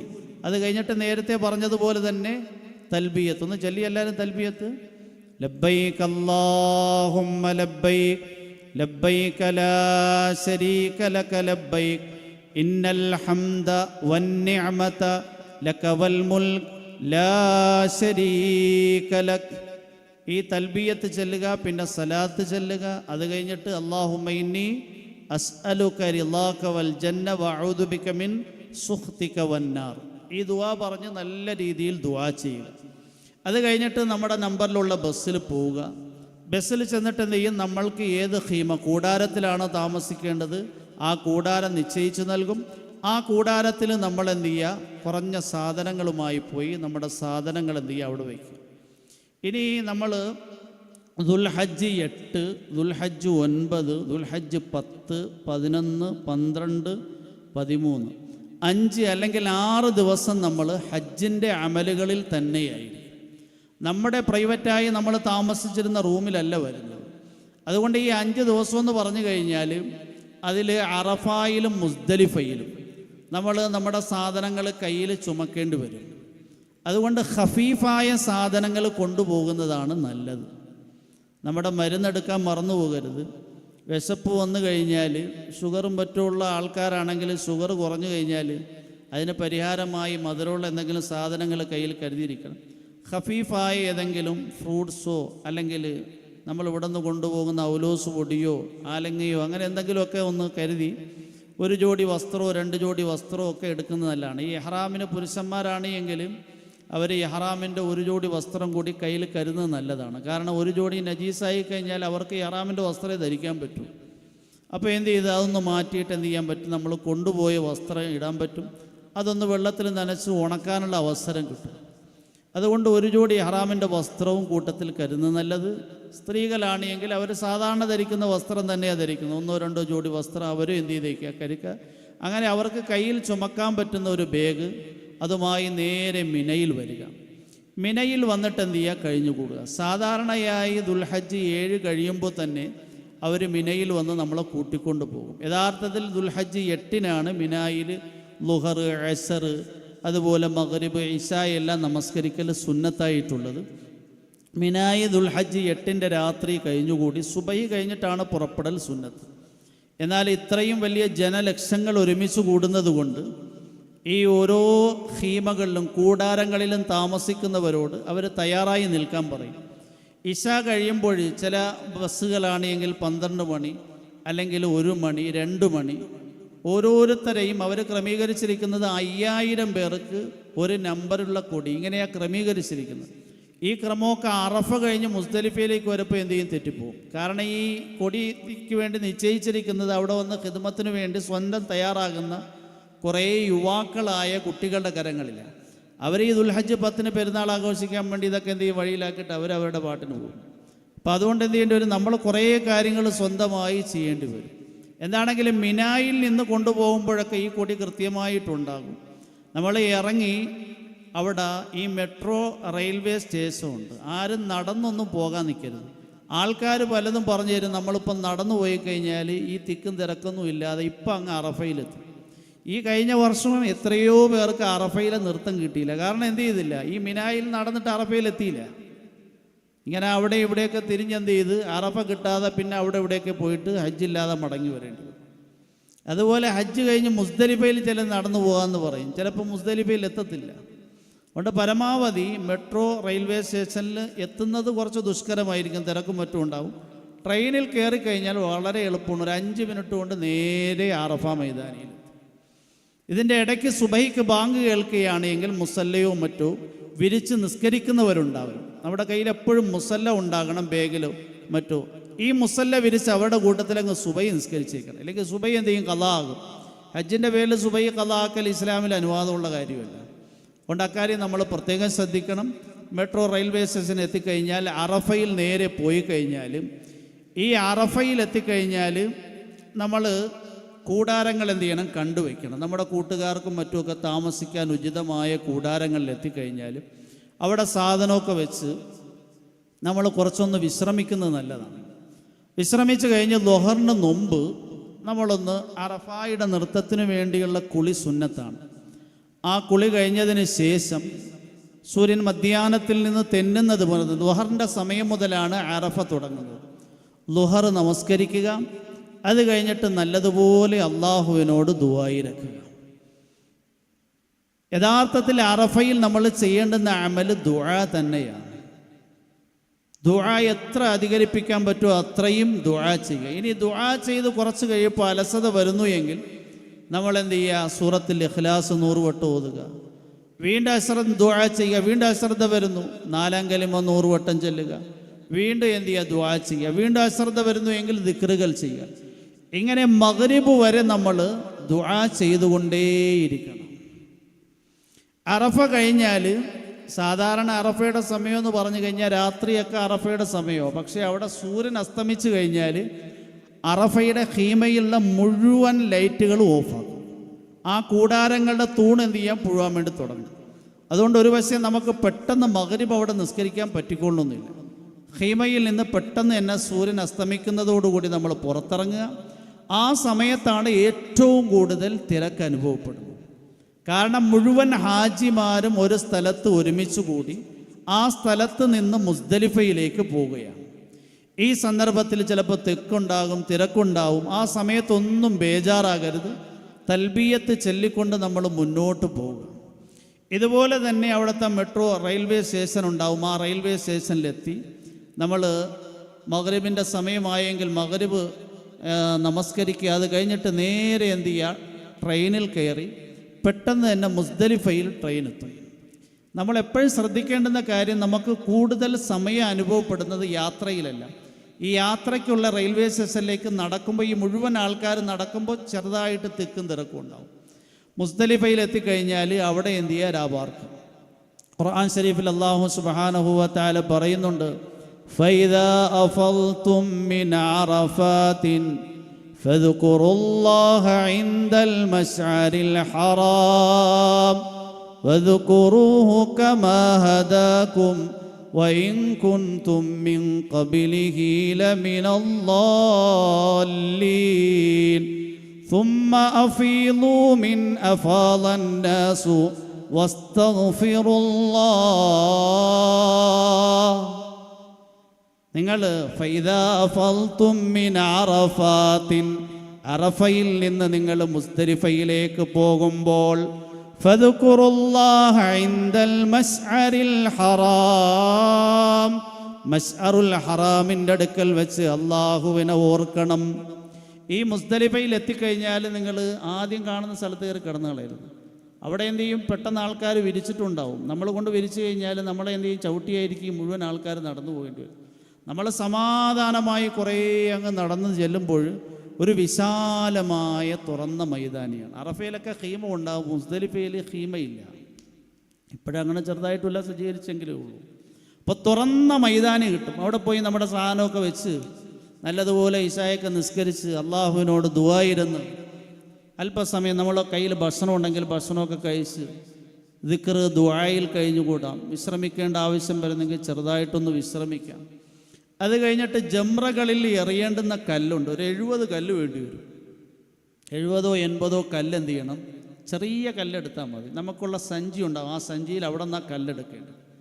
അവിടെ നിന്ന് ആവുമ്പോൾ എന്ത് ചെയ്യും? ചെറിയ ചെറിയ കല്ല് കിട്ടും. മുസ്ദലിഫയിൽ രാത്രി താമസിച്ചതിന് ശേഷം ഹ്രസ്വമായി, സമയമായതുകൊണ്ട് ഹ്രസ്വമായി പറഞ്ഞു പോവുകയാണ്. മുസ്ദലിഫയിൽ താമസിച്ചിട്ട് രാവിലെ സുബഹിയൊക്കെ നിസ്കരിച്ച് കഴിഞ്ഞിട്ട് നേരെ ജംറത്തുൽ അഖബയിൽ പോകണം. അത് നമ്മൾ റെയിൽവേ സ്റ്റേഷൻ താഴെ ഉണ്ട്. അവിടെ വന്നിട്ട് എന്ത് ചെയ്യണം? മിനായിൽ ഇറങ്ങരുത് ആ സമയത്ത്. കാരണം മിനായിൽ നിന്നാണ് നമ്മൾ വന്നത്. ചിലർ പറയും നമുക്ക് സാധനമൊക്കെ കൊണ്ടുവന്ന് വെച്ചിട്ട് പതുക്കെ എന്ത് ചെയ്യാം? ജംറത്തുൽ അഖബയിലൊക്കെ പോയി എറിയാം. നമ്മൾ ആ മിനാ സ്റ്റേഷനിൽ പോയി ഇറങ്ങിക്കഴിഞ്ഞാൽ എല്ലാ സ്ഥലവും ബ്ലോക്കായിരിക്കും. എവിടെയാണ് റൂം കണ്ടുപിടിക്കാൻ ചിലപ്പോൾ ദുഹറായിപ്പോകും. ജംറത്തുൽ അഖബയിൽ വലിയ തിരക്കായിരിക്കും. കാരണം എല്ലാവർക്കും ചെയ്യേണ്ടുന്ന അമല, ദുൽഹജ്ജ് 10 ചെയ്യേണ്ടുന്ന അമല. ജംറത്തുൽ അഖബയുടെ സ്റ്റേഷനിൽ ഇറങ്ങണം. കുറച്ച് തിരക്കൊക്കെ ഉണ്ടാവും. നമ്മളൊന്ന് ഒതുങ്ങി നിന്ന് അവസരം നോക്കിയിട്ട് ജംറത്തുൽ അഖബയിൽ പോയി എറിയണം. 7 കല്ലുകൊണ്ട് എറിയണം. ഈ ജംറത്തുൽ അഖബയിൽ എറിഞ്ഞ് ദുആ ചെയ്ത് അത് കഴിഞ്ഞിട്ട് നേരെ നമ്മൾ വന്ന് അറുത്ത് കൊടുക്കാൻ നേരത്തെയൊക്കെ പൈസ ഡിപ്പോസിറ്റ് ചെയ്യുന്ന സംവിധാനം ഉണ്ടെങ്കിൽ അത് കൃത്യമാണോ എന്ന് മനസ്സിലാക്കി എന്ത് ചെയ്യുക? ഡിപ്പോസിറ്റ് ചെയ്യും. അത് കഴിഞ്ഞിട്ട് നമ്മൾ തലമുടി കളയുക. ഇതോടുകൂടി എന്ത് ചെയ്തു? 1-ാം തഹല്ലുലായി. അതായത് 2 തഹല്ലുലുകളുണ്ട്. ദുൽഹജ്ജ് 10 ചെയ്യേണ്ടുന്ന ഒന്ന് ജംറത്തുൽ അഖബയുടെ എറിയൽ, 2 തലമുടി കളയൽ, 3 ഇഫാദത്തിൻ്റെ തവാഫ്. ഈ 3 അമലുകളും ചെയ്തു കഴിഞ്ഞാൽ 2 തഹല്ലുലും പൂർത്തിയായി. അതായത് ഹജ്ജിൻ്റെ ഇഹ്റാം കെട്ടിയപ്പോൾ നമുക്ക് ഹറാമായ കുറേ കാര്യങ്ങൾ പറഞ്ഞില്ലേ, സുഗന്ധദ്രവ്യം പൂശൽ, തുന്യവസ്ത്രം ധരിക്കൽ, ഭാര്യ ഭർത്തൃ സംസർഗത്തിൽ ഏർപ്പെടൽ, ഇതെല്ലാം ഹലാലായി. ഇതിലേതെങ്കിലും 2 കാര്യം ചെയ്തു കഴിഞ്ഞാൽ 1-ാം തഹല്ലുലായി. ജംറത്തുൽ അഖബയിൽ എറിഞ്ഞ് തലമുടി കളഞ്ഞാൽ പിന്നെ എന്ത് ചെയ്ത് ഭാര്യ ഭർത്താക്കന്മാരുമായുള്ള ബന്ധമൊഴികെ ബാക്കിയെല്ലാം ഹലാലാണ്. നമ്മളെന്ത് ചെയ്യും, ശരീരമൊക്കെ ഒന്ന് വൃത്തിയാക്കി നല്ലതുപോലെ കുളിച്ച് നോർമലായ വസ്ത്രം ധരിച്ചുകൊണ്ട് ഇഫാദത്തിൻ്റെ തവാഫ് ചെയ്യാൻ വേണ്ടി പോയാൽ മതി. അപ്പോൾ ദുൽഹജ്ജ് 10 എന്ന് പറഞ്ഞാൽ നാട്ടിലെ മുഴുവൻ ആൾക്കാർ ഭയങ്കര ആഘോഷത്തിലായിരിക്കും. ഇറച്ചിയും ബിരിയാണിയും മട്ടനും ബീഫും ഒക്കെ കഴിക്കുന്ന സമയമായിരിക്കും. നമുക്കവിടെ ഒന്നും കിട്ടത്തില്ല, വെള്ളം മാത്രമേ ഇരിക്കും. എന്താണെങ്കിലും അറുത്ത് കൊടുത്ത് നമ്മൾ എന്ത് ചെയ്യുക, തലമുടി കളഞ്ഞ് റൂമിൽ വന്ന് ഒന്ന് നല്ല ഡ്രസ്സൊക്കെ ധരിച്ചുകൊണ്ട് നേരെ മസ്ജിദുൽ ഹറാമിൽ പോയി കഅബയിൽ പോയി ഹജ്ജിൻ്റെ തവാഫ് ചെയ്യണം. ഇഫാദത്തിൻ്റെ തവാഫ് എന്ന് പറയും. ആ തവാഫ് കഴിഞ്ഞിട്ട് സഈ ഉണ്ട്. സഈ ചെയ്ത് പിന്നീട് എന്ത് ചെയ്യുക, നേരെ നമ്മൾ മിനായിൽ വന്ന് താമസിക്കും. ആ സമയത്ത് എന്താ ചെയ്യേണ്ടുന്നത്, 2 ദിവസം താമസിക്കാം, 3 ദിവസം താമസിക്കാം. ഫൈദാ ഖളൈതും മനാസികകും ഫദ്കുറുല്ലാഹ കദിക്രികും ആബാഅകും ഔ അശദ്ദ ദിക്റാ فمن الناس من يقول ربنا آتنا في الدنيا وما له في الآخرة من خلاق ومنهم من يقول ربنا آتنا في الدنيا حسنة وفي الآخرة حسنة وقنا عذاب النار. അള്ളാഹു പറയാണ്, ഫൈദാ ഖളൈതും മനാസികകും, ഹജ്ജിൻ്റെ അമലുകൾ നിങ്ങൾ കഴിയുമ്പോൾ ഫദ്കുറുല്ലാഹ, നിങ്ങൾ അള്ളാഹുവിനെ ഓർക്കണം. ജാഹിലിയ കാലത്ത് ഹജ്ജിനു വേണ്ടി ജനങ്ങൾ സമ്മേളിക്കുമ്പോൾ കുടുംബത്തിൻ്റെയും ഗോത്രത്തിൻ്റെയും പോരിശയും മഹത്വവും പറഞ്ഞുകൊണ്ട് അവരങ്ങോട്ടും ഇങ്ങോട്ടും പ്രൗഢി നടിക്കാറുണ്ട്. അതുപോലെ നിങ്ങൾ അള്ളാഹുവിനെ ഓർക്കണം. അതിനേക്കാൾ കൂടുതലായി അള്ളാഹുവിനെ നിങ്ങൾ ഓർക്കണം. നിങ്ങൾ അള്ളാഹുവിനോട് ദുആയിരക്കണം. അല്ലാഹ് പറയാ, ഹജ്ജിൻ്റെ അമൽ കഴിഞ്ഞാൽ അവരിൽപ്പെട്ട ഒരു ചിലർ ദുനിയാവിൽ നൽകണമേ, അള്ളാഹുവെ മോക്ക് നീ മെഡിസിൻ പഠിക്കാനുള്ള തൗഫീഖ് കൊടുക്കണേ, എത്രയും പെട്ടെന്ന് ഇന്ന ഡിഗ്രി പൂർത്തിയാക്കണേ, ഇന്ന വീട് പൂർത്തിയാക്കണേ, ഇങ്ങനെ ഭൗതികമായ കാര്യങ്ങൾ ചോദിക്കുന്നവരുണ്ട്. നമ്മൾ കേവലം ഭൗതികമായ കാര്യം മാത്രമല്ല ചോദിക്കേണ്ടുന്നത്. ومنهم من يقول ربنا آتنا في الدنيا حسنة وفي الآخرة حسنة وقنا عذاب النار أولئك لهم نصيب مما كسبوا والله سريع الحساب. അവരിൽ നിന്ന് ഒരു ചില ആൾക്കാർ ദുന്യവിയും മുഖ്റവിയുമായ നന്മകൾ ചോദിക്കും. നാരകീയ ശിക്ഷയിൽ നിന്ന് ഞങ്ങളെ രക്ഷപ്പെടുത്തണമേ എന്ന് ചോദിക്കും. ഉലൈക ലഹും നസീബും മിമ്മാ കസബു, അവർ സമ്പാദിച്ചു കൂട്ടിയതിൻ്റെ പ്രയോജനം നാളെ അല്ലാഹു അവർക്ക് നൽകും. അതുകൊണ്ട് ദുന്യവിയും മുഖ്റവിയുമായ നന്മ ചോദിക്കണം. ഇനി ഹജ്ജിൻ്റെ അമലുകൾ കഴിഞ്ഞു, പിന്നീട് മിനായിൽ 3 ദിവസം താമസിക്കണം. എന്തിനു വേണ്ടിയാ? ജംറത്തുൽ ഊല, ജംറത്തുൽ ഉസ്ത, ജംറത്തുൽ അഖബ, ഈ 3 സ്ഥലങ്ങളിൽ എറിയാൻ വേണ്ടിയാണ്. അത് എറിയേണ്ടുന്ന സമയം എപ്പോഴാണ്? ഓരോ ദിവസവും സൂര്യൻ മധ്യാഹ്നത്തിൽ നിന്ന് തെന്നിയതിന് ശേഷം ദുഹറിൻ്റെ സമയം കഴിഞ്ഞാൽ നേരെ മിനയിൽ നമ്മൾ താമസിക്കുന്ന കൂടാരങ്ങളിൽ നിന്ന് ഈ ജംറകളിലേക്ക് പോകണം. ജംറത്തുൽ ഊലായിൽ 7 കല്ലുകൊണ്ട് എറിയണം, ജംറത്തുൽ ഉസ്തായിൽ 7 കല്ലുകൊണ്ട് എറിയണം, ജംറത്തുൽ അഖബയിലും 7 കല്ലുകൊണ്ട് എറിയണം. ഈ എറിയപ്പം സൂക്ഷിക്കണം, മുമ്പിരിക്കുന്ന ആളുടെ തലയിലല്ല എറിയേണ്ടത്, നേരെ മറിച്ച് ആ ജംറയിൽ തന്നെ എറിയണം. അവിടെ ഒരു കളമുണ്ട്, ആ കളത്തിനകത്ത് വീഴണം. ആൾക്കാർ വലിയ കല്ലൊക്കെ എന്ത് ചെയ്യും, കൊണ്ടുവരും. അപ്പം ചിലപ്പോൾ എന്ത് ചെയ്യും, മുമ്പ് പോയി നമ്മൾ എറിയാൻ വേണ്ടി എന്ന് കഴിഞ്ഞാൽ തലയിൽ എന്ത് ചെയ്യും, എറിയിട്ടും. അത് സൂക്ഷിച്ചുകൊള്ളണം. പൊക്കമുള്ള ആൾക്കാരൊക്കെ ഒന്ന് ശ്രദ്ധിച്ചിട്ട് വേണം എന്ത് ചെയ്യേണ്ടുന്നത്, ജംറയിൽ എറിയേണ്ടത്. കാരണം ആൾക്കാർ ശൈത്താനെ എറിയുന്നതാണല്ലോ, എത്ര ആവതെടുത്ത് എറിയാൻ പറ്റുമോ അത്രയും ആവതെടുത്തിട്ടായിരിക്കും എറിയുന്നത്. അതുമല്ല തലയിൽ വല്ല ഒന്ന് കൊണ്ടു കഴിഞ്ഞാൽ നമ്മുടെ അവസ്ഥ എന്തായിരിക്കും ചിന്തിച്ചു. അപ്പോൾ അതുകൊണ്ട് ഈ ജംറകളിൽ നമ്മൾ എറിയണം. ഈ ജംറകളിൽ എറിഞ്ഞു കഴിഞ്ഞിട്ട് നമ്മൾ മാറി നിന്നിട്ട് നല്ലതുപോലെ ദുആ ഇരക്കണം. ദുആ സ്വീകരിക്കപ്പെടുന്ന സ്ഥലങ്ങളാണ് ജംറ. ജംറത്തുൽ ഊല, ജംറത്തുൽ ഉസ്ത, ജംറത്തുൽ അഖബ. 2 ദിവസം കഴിഞ്ഞിട്ട് വേണമെങ്കിൽ നമുക്ക് എറിഞ്ഞിട്ട് പോകാം. ഈ 2 ദിവസമാണ് അവിടെ എന്ത് ചെയ്യുന്നത്, ഭയങ്കര തിക്കും തിരക്കും അനുഭവപ്പെടുന്നത്. അതായത് ദുൽഹജ്ജ് 11, 12. ഈ 12ൻ്റെ ഉച്ച സമയത്ത് നമ്മൾ അവിടെ പോയി കഴിഞ്ഞാൽ എവിടെയും നിൽക്കാൻ സ്ഥലം ഉണ്ടാകത്തില്ല.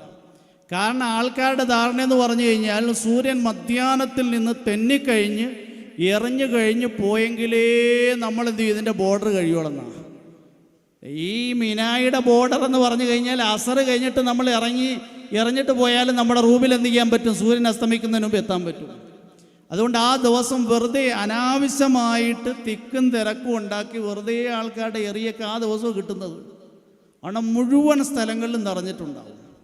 നമ്മളെന്ത് ചെയ്യുക, ളുഹർ നിസ്കരിച്ച് കഴിഞ്ഞ് സാവകാശത്തിന് ആൾക്കാരൊക്കെ ഒഴിഞ്ഞിട്ട് എറിഞ്ഞാൽ മതി. ഈ 2ാമത്തെ ദിവസം എറിഞ്ഞിട്ട് വേണമെങ്കിൽ നമുക്ക് റൂമിൽ പോവാം. ഇനി 3ാമത്തെ ദിവസം കൂടെ എറിയാൻ വേണ്ടി രാത്രി അവിടെ ഖിയാം ചെയ്യുക, 2 കുഴപ്പമില്ല. ശേഷമുള്ള ആയത്തിൽ അള്ളാഹു പറയുന്നുണ്ട്, ഫമൻ തഅജ്ജല ഫീ യൗമൈനി ഫലാ ഇസ്മ അലൈഹി ലിമൻ ഇത്തഖാ വമൻ തഅഖറ ഫലാ ഇസ്മ അലൈഹി ലിമൻ ഇത്തഖാ. ആരെങ്കിലും 2 ദിവസം എറിഞ്ഞ് ധൃതി കൂട്ടി അവരവരുടെ താമസ സ്ഥലങ്ങളിലേക്ക് പോകുന്നെങ്കിൽ യാതൊരു കുഴപ്പമില്ല. ഇനി 3ാമത്തെ രാത്രി അവിടെ നിന്നു, 3ാമത്തെ രാത്രി നിന്നിട്ട് 3ാമത് ദുൽഹജ്ജ് 13 കൂടി 3 ജംറകളിൽ എറിഞ്ഞിട്ട് മടങ്ങിപ്പോയാലും കുഴപ്പമില്ല. അപ്പം ഇതാണ് ഹജ്ജിൻ്റെ അമലുകൾ. മനസ്സിലായോ? സ്പീഡിന് പറയേണ്ടി വന്നു, കാരണം ഇനി സിയാറത്തും പറഞ്ഞു കഴിഞ്ഞാൽ 12 മണിയാവുമ്പം നമ്മുടെ ഹിഫ്ദുൽ ഖുർആൻ്റെ പരിപാടിയുണ്ട്. സിയാറത്താണ് ഏറ്റവും കൂടുതലുള്ളത്.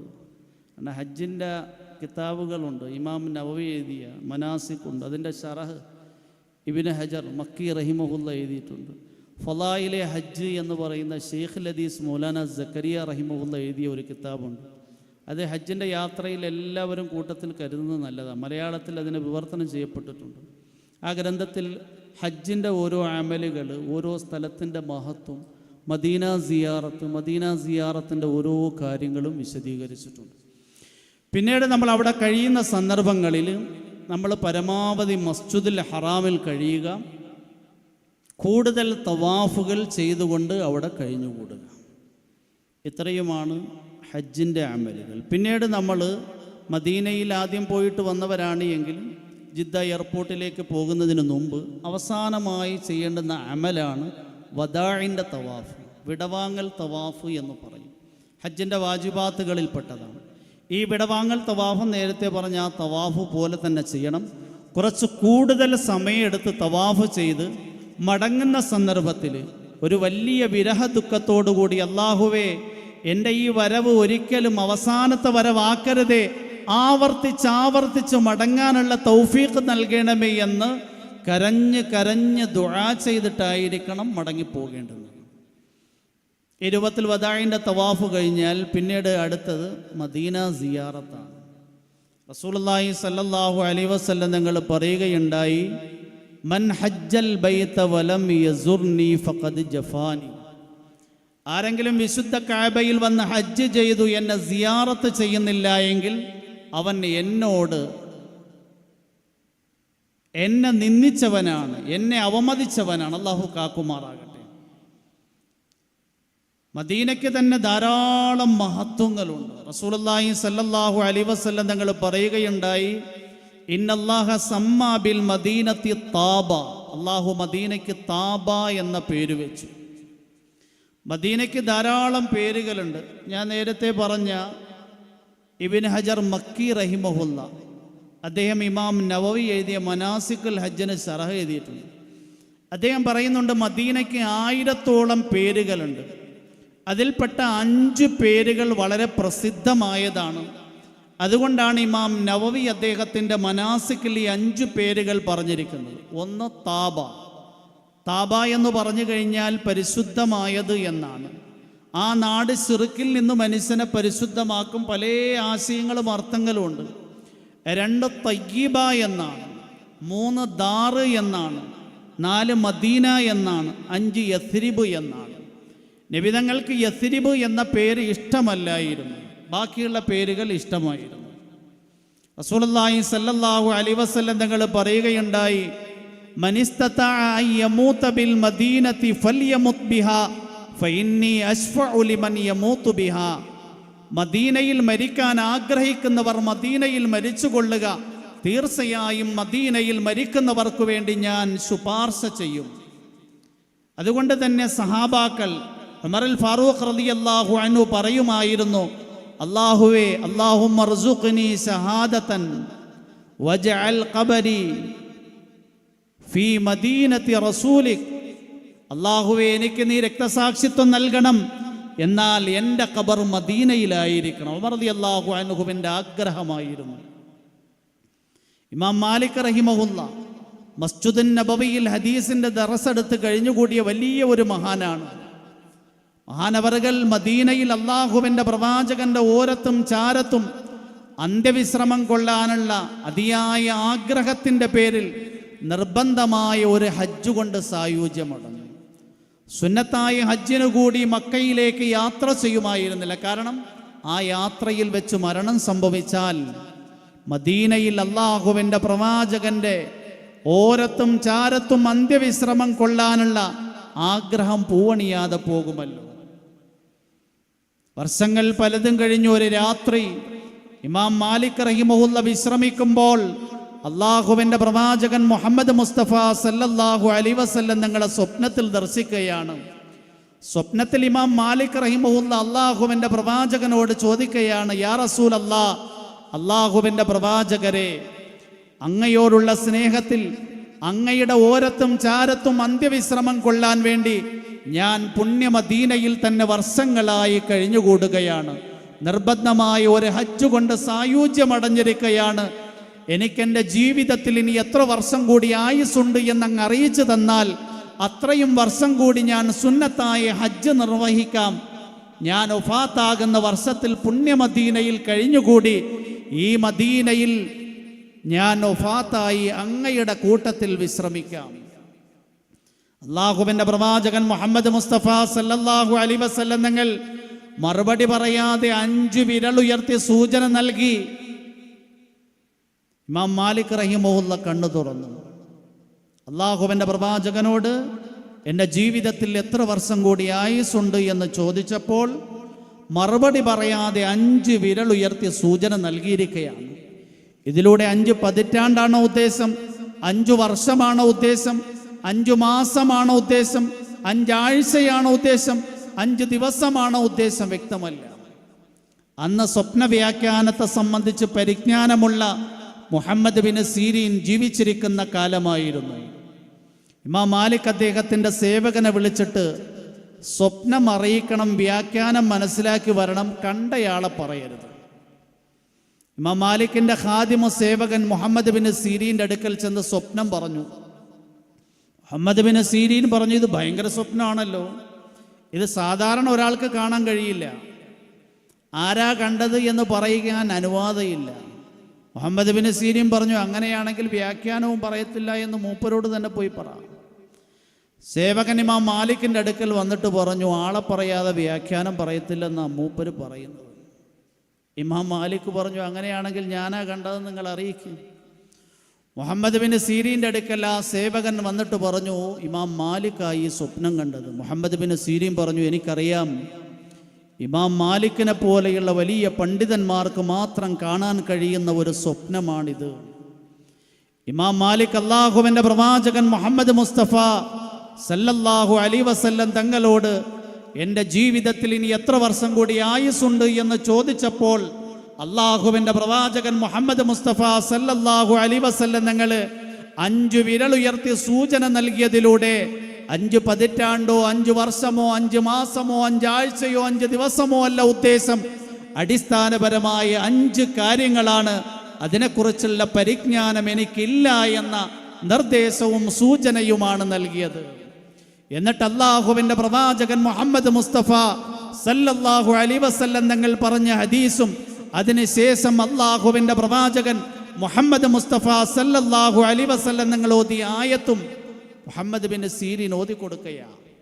ഖംസുൻ ലാ യഅലമുഹുന്ന ഇല്ലല്ലാഹ്, 5 കാര്യങ്ങളെക്കുറിച്ചുള്ള പരിജ്ഞാനം അറിവ് അല്ലാഹ്ക്കല്ലാതെ മറ്റാർക്കുമില്ല. ഇന്നല്ലാഹ ഇൻദഹു ഇൽമുസ്സാഅ വയുനസ്സിലുൽ ഗൈസ് വയഅലമു മാ ഫിൽ അർഹാം വമാ തദ്രി നഫ്സും മാദാ തക്സിബു ഗദാ വമാ തദ്രി നഫ്സും ബിഅയ്യി അർളിൻ തമൂത്. ഇന്നല്ലാഹ ഇൻദഹു ഇൽമുസ്സാഅ, ഈ ലോകത്തിന് എപ്പോഴാണ് അന്ത്യം സംഭവിക്കുന്നത് എന്ന് അല്ലാഹ്ക്ക് മാത്രമേ അറിയുകയുള്ളൂ. വയുനസ്സിലുൽ ഗൈസ്, ആകാശത്തിൽ നിന്ന് എപ്പോഴാണ് മഴ വർഷിക്കുന്നത് എന്നും അല്ലാഹ്ക്ക് മാത്രമേ അറിയുകയുള്ളൂ. വയഅലമു മാ ഫിൽ അർഹാം, ലോകത്തുള്ള മുഴുവൻ സ്ത്രീകളുടെയും ഗർഭാശയത്തിൻ്റെ സമ്പൂർണമായ അവസ്ഥയും അല്ലാഹ്ക്കേ അറിയുകയുള്ളൂ. ഒരു സ്ത്രീയുടെ ഗർഭാശയത്തിൽ ഇത്ര ആൺകുഞ്ഞ് ജനിക്കും, ഇത്ര പെൺകുഞ്ഞ് ജനിക്കും, ഇത്ര ചാപിള്ളയായിരിക്കും എന്ന നിഗമനത്തിലെത്താൻ ലോകത്താർക്കും സാധ്യമല്ല. വയഅലമു മാ ഫിൽ അർഹാം, ഗർഭാശയത്തിൻ്റെ സമ്പൂർണമായ അവസ്ഥയും അറിയുന്നവൻ അല്ലാഹു മാത്രമാണ്. വമാ തദ്രി നഫ്സും മാദാ തക്സിബു ഗദാ, ഒരു ശരീരത്തിനും അറിയില്ല നാളെ എന്താണ് സമ്പാദിക്കുന്നത് എന്ന്. നാളെ ഭൂമിയുടെ പുറന്തൊലിക്ക് മുകളിലായിരിക്കുമോ, ഖബറിന്റെ ശിലാഗുഹയുടെ ഉള്ളിലേക്ക് അകപ്പെട്ടു പോകുമോ? വമാ തദ്രി നഫ്സും ബിഅയ്യി അർളിൻ തമൂത്, ഏത് ഭൂമിയിൽ വെച്ചാണ് മരണം സംഭവിക്കുന്നത് എന്ന് ഒരാൾക്കും അറിയില്ല. അതുകൊണ്ട് ഇമാം മാലിക്, നാളെ നിങ്ങൾക്ക് എന്ത് സംഭവിക്കുമെന്ന് കൂടി എനിക്കറിയത്തില്ല. അള്ളാഹുവിൻ്റെ പ്രവാചകനോടുള്ള സ്നേഹത്തിൻ്റെ പേരിൽ അള്ളാഹുവിൻ്റെ പ്രവാചകന്റെ ഓരത്തും ചാരത്തും അന്ത്യവിശ്രമം കൊള്ളാൻ പുണ്യമദീനയിൽ മാത്രം കഴിഞ്ഞുകൂടിയ ഇമാം മാലിക് ഇതുപോലെ എത്രയോ മഹാന്മാർ. ഞാൻ നേരത്തെ പറഞ്ഞു ഫളായിലെ ഹജ്ജ് എഴുതിയ മഹാൻ, ഇന്ത്യയിലെ സഹാറൻപൂർ ജീവിച്ചിരുന്ന വലിയ ഒരു മുഹദ്ദിസാണ് ഷെയ്ഖുൽ ഹദീസ് മൗലാന സക്കരിയ റഹിമഹുല്ലാ. മുഹാജിറെ മദനി എന്ന അദ്ദേഹത്തിന് അറിയപ്പെടുന്നത്. അവസാന സമയമായപ്പോൾ പുണ്യ മദീനയിൽ പോയി മസ്ജിദുൻ നബവിയിൽ ഹദീസിൻ്റെ ദറസ് എടുത്തുകൊണ്ടിരിക്കുമ്പോൾ അദ്ദേഹം അവിടെ വെച്ച വഫാത്താകുന്നത്. ജന്നത്തുൽ ബഖീഇലാണ് അദ്ദേഹത്തിൻ്റെ ഖബർ സ്ഥിതി ചെയ്യുന്നത്. ഇങ്ങനെ ധാരാളം മഹാന്മാർ മദീനയെ സ്നേഹിച്ചു. മദീനയ്ക്ക് വളരെ കൂടുതൽ മഹത്വമുണ്ട്. എന്തുകൊണ്ടാണ്? അള്ളാഹുവിൻ്റെ പ്രവാചകൻ മുഹമ്മദ് മുസ്തഫ സല്ലല്ലാഹു അലൈഹി വസല്ലം തങ്ങളുടെ പാദസ്പർശനം കൊണ്ട് അനുഗ്രഹീതമായ ഒരു പ്രദേശമാണ് മദീന. അള്ളാഹുവിൻ്റെ പ്രവാചകൻ 10 വർഷം അവിടെ കഴിഞ്ഞുകൂടി. അനസ് ബിൻ മാലിക് പറയുന്നു, അള്ളാഹുവിൻ്റെ പ്രവാചകൻ പുണ്യ മദീനയിലേക്ക് കടന്നു വന്നപ്പോൾ മദീനയുടെ ഓരോ പാറക്കല്ലുകളിലും ഓരോ മണ്ണിലും ഓരോ വൃക്ഷത്തിൻ്റെ തടിക്കഷണങ്ങളിലും അള്ളാഹുവിൻ്റെ പ്രവാചകൻ വന്നതിൻ്റെ പ്രകാശം പരിലസിക്കുന്നത് ഞാൻ കണ്ടു. 10 വർഷം വരെയും ആ പ്രകാശം തുടർന്നുകൊണ്ടേയിരുന്നു. അള്ളാഹുവിൻ്റെ പ്രവാചകൻ വഫാത്തായി കഴിഞ്ഞപ്പോൾ മദീനയുടെ മൺകട്ടകളിലും മദീനയുടെ വൃക്ഷങ്ങളിലും മദീനയുടെ വീടുകളിലും ഉണ്ടായിരുന്ന പ്രകാശം അണയുന്നത് ഞാൻ കണ്ടു. അള്ളാഹുവിൻ്റെ പ്രവാചകൻ്റെ പാദസ്പർശനം കൊണ്ട് അനുഗ്രഹീതമായ ദേശമാണ് മദീന. മദീനയ്ക്ക് ധാരാളം മഹത്വമുണ്ട്. മദീനയിൽ എത്തിക്കഴിഞ്ഞാൽ നമ്മൾ എത്തുന്നതിന് മുമ്പ് തന്നെ സലാത്ത് അധികരിപ്പിക്കണം. നബിതങ്ങളെ കാണാനുള്ള ആഗ്രഹം ഹൃദയത്തിലുണ്ടാകണം. റസൂലുള്ളാഹി സല്ലല്ലാഹു അലൈഹി വസല്ലം നിങ്ങളുടെ സുന്നത്തുക്കൾ മുറുകെ പിടിച്ചുകൊണ്ടാണ് മദീന സിയാറത്ത് ചെയ്യേണ്ടത്. മദീനയിലെത്തിക്കഴിഞ്ഞാൽ നമ്മുടെ സാധനങ്ങളൊക്കെ റൂമിൽ കൊണ്ടുവന്ന് വയ്ക്കുക. മദീനയിലെത്തിക്കഴിഞ്ഞാൽ മദീനയുടെ താമസ സൗകര്യം എന്ന് പറഞ്ഞു കഴിഞ്ഞാൽ ഇപ്പോൾ 2 പേർ താമസിക്കുന്ന റൂമുണ്ട്, 3 പേര് താമസിക്കുന്ന റൂമുണ്ട്, ഒരാൾ താമസിക്കുന്ന റൂമുണ്ട്. ഭാര്യയും ഭർത്താവും ഒക്കെ ഉണ്ടെങ്കിൽ 2 പേര് താമസിക്കുന്ന റൂം അവിടെ നിന്ന് എടുക്കലാണ് നല്ലത്. അത് കഴിഞ്ഞിട്ട് നേരെ മസ്ജിദുൻ നബവിയിൽ പോവുക. മസ്ജിദുൻ നബവിയിൽ സുന്നത്തായ രൂപത്തിൽ അല്ലാഹുമ്മ ഇന്നി അസ്അലുക മിൻ ഫദ്ലിക വറഹ്മതിക എന്ന ദുആ പറഞ്ഞ് വലതുകാലുകൊണ്ട് മസ്ജിദുൻ നബവിയിൽ പ്രവേശിക്കുക. മസ്ജിദുൻ നബവിയിൽ പ്രവേശിച്ച് 2 റക്അത്ത് നമസ്കരിച്ച് നേരെ അള്ളാഹുവിൻ്റെ പ്രവാചകൻ മുഹമ്മദ് മുസ്തഫ സല്ലല്ലാഹു അലൈഹി വസല്ലം നിങ്ങളുടെ പരിശുദ്ധമായ ഖബറിൻ്റെ അടുക്കലേക്ക് പോവുക. ആ ഖബറിൻ്റെ അടുക്കൽ എത്തിക്കഴിഞ്ഞാൽ വളരെ ആദരവോടെ ബഹുമാനത്തോടെ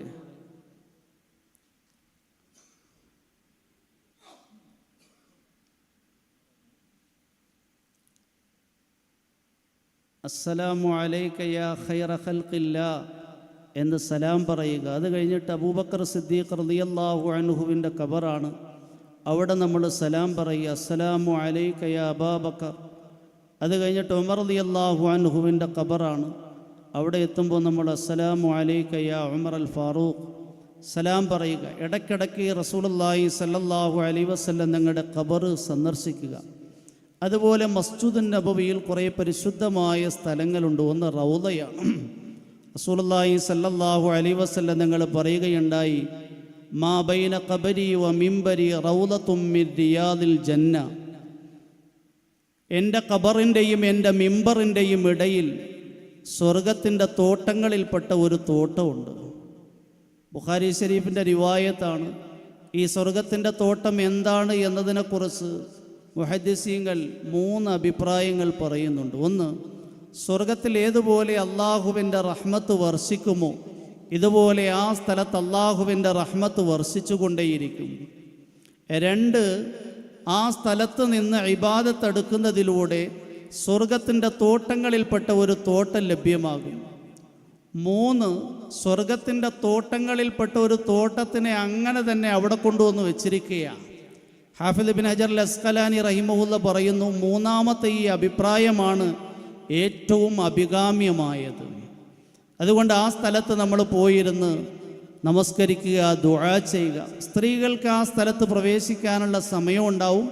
ആ സമയം മനസ്സിലാക്കി അവരുടെ ആ സെക്ഷനിൽ അവർ ആ സ്ഥലം സന്ദർശിക്കുക. മസ്ജിദുൻ നബവിയിൽ 8 തൂണുകളുണ്ട്. ഈ തൂണുകൾക്കും വളരെ കൂടുതൽ മഹത്വവും ശ്രേഷ്ഠതയും ഉണ്ട്. അത് കഴിഞ്ഞാൽ മസ്ജിദുൻ നബവിയുടെ എല്ലാ ഭാഗങ്ങൾക്കും ശ്രേഷ്ഠതയും മഹത്വമുണ്ട്. അതിനെക്കുറിച്ചൊന്നും വിശദീകരിക്കുന്നില്ല, അടുത്ത സെക്ഷൻ്റെ സമയമായി പോയി. മസ്ജിദുൻ നബവിയിൽ നമ്മൾ 40 വഖ്ത്, സാധാരണയായി 8 ദിവസമാണ് അവിടെ താമസിക്കാനുള്ള അവസരമുള്ളത്. റസൂലുള്ളാഹി സല്ലല്ലാഹു അലൈഹി വസല്ലം നിങ്ങൾ പറഞ്ഞിട്ടുണ്ട്, മൻ സല്ലാ ഫി മസ്ജിദി 40 സലാത്തൻ ലാ തഫൂതുഹു സലാത്തൻ ഇല്ലാ കുതിബ ലഹു ബറാഅത്തും മിനൻ നാരി വ ബറാഅത്തും മിനൽ അദാബി വ ബരിഅ മിനൻ നിഫാഖ്. റസൂലുള്ളാഹി സല്ലല്ലാഹു അലൈഹി വസല്ലം നിങ്ങൾ പറഞ്ഞു, ആരെങ്കിലും എൻ്റെ പള്ളിയിൽ 40 നമസ്കാരം അവൽ തക്ബീർ ജമാഅത്ത് നഷ്ടപ്പെടാതെ നിർവഹിച്ചു കഴിഞ്ഞാൽ അയാൾക്ക് അള്ളാഹു നരകത്തിൽ നിന്നുള്ള മോചനം രേഖപ്പെടുത്തും. എല്ലാ തരത്തിലുള്ള ശിക്ഷയിൽ നിന്നുള്ള മോചനം അള്ളാഹു നിശ്ചയിക്കും. നിഫാഖിൽ നിന്ന്, കപടവിശ്വാസത്തിൽ നിന്ന് അയാൾ ഒഴിവായവനാകും. അതുകൊണ്ട് 40 നേരത്തെ നിസ്കാരം, 8 ദിവസം 40 നേരത്തെ നിസ്കാരം കിട്ടും.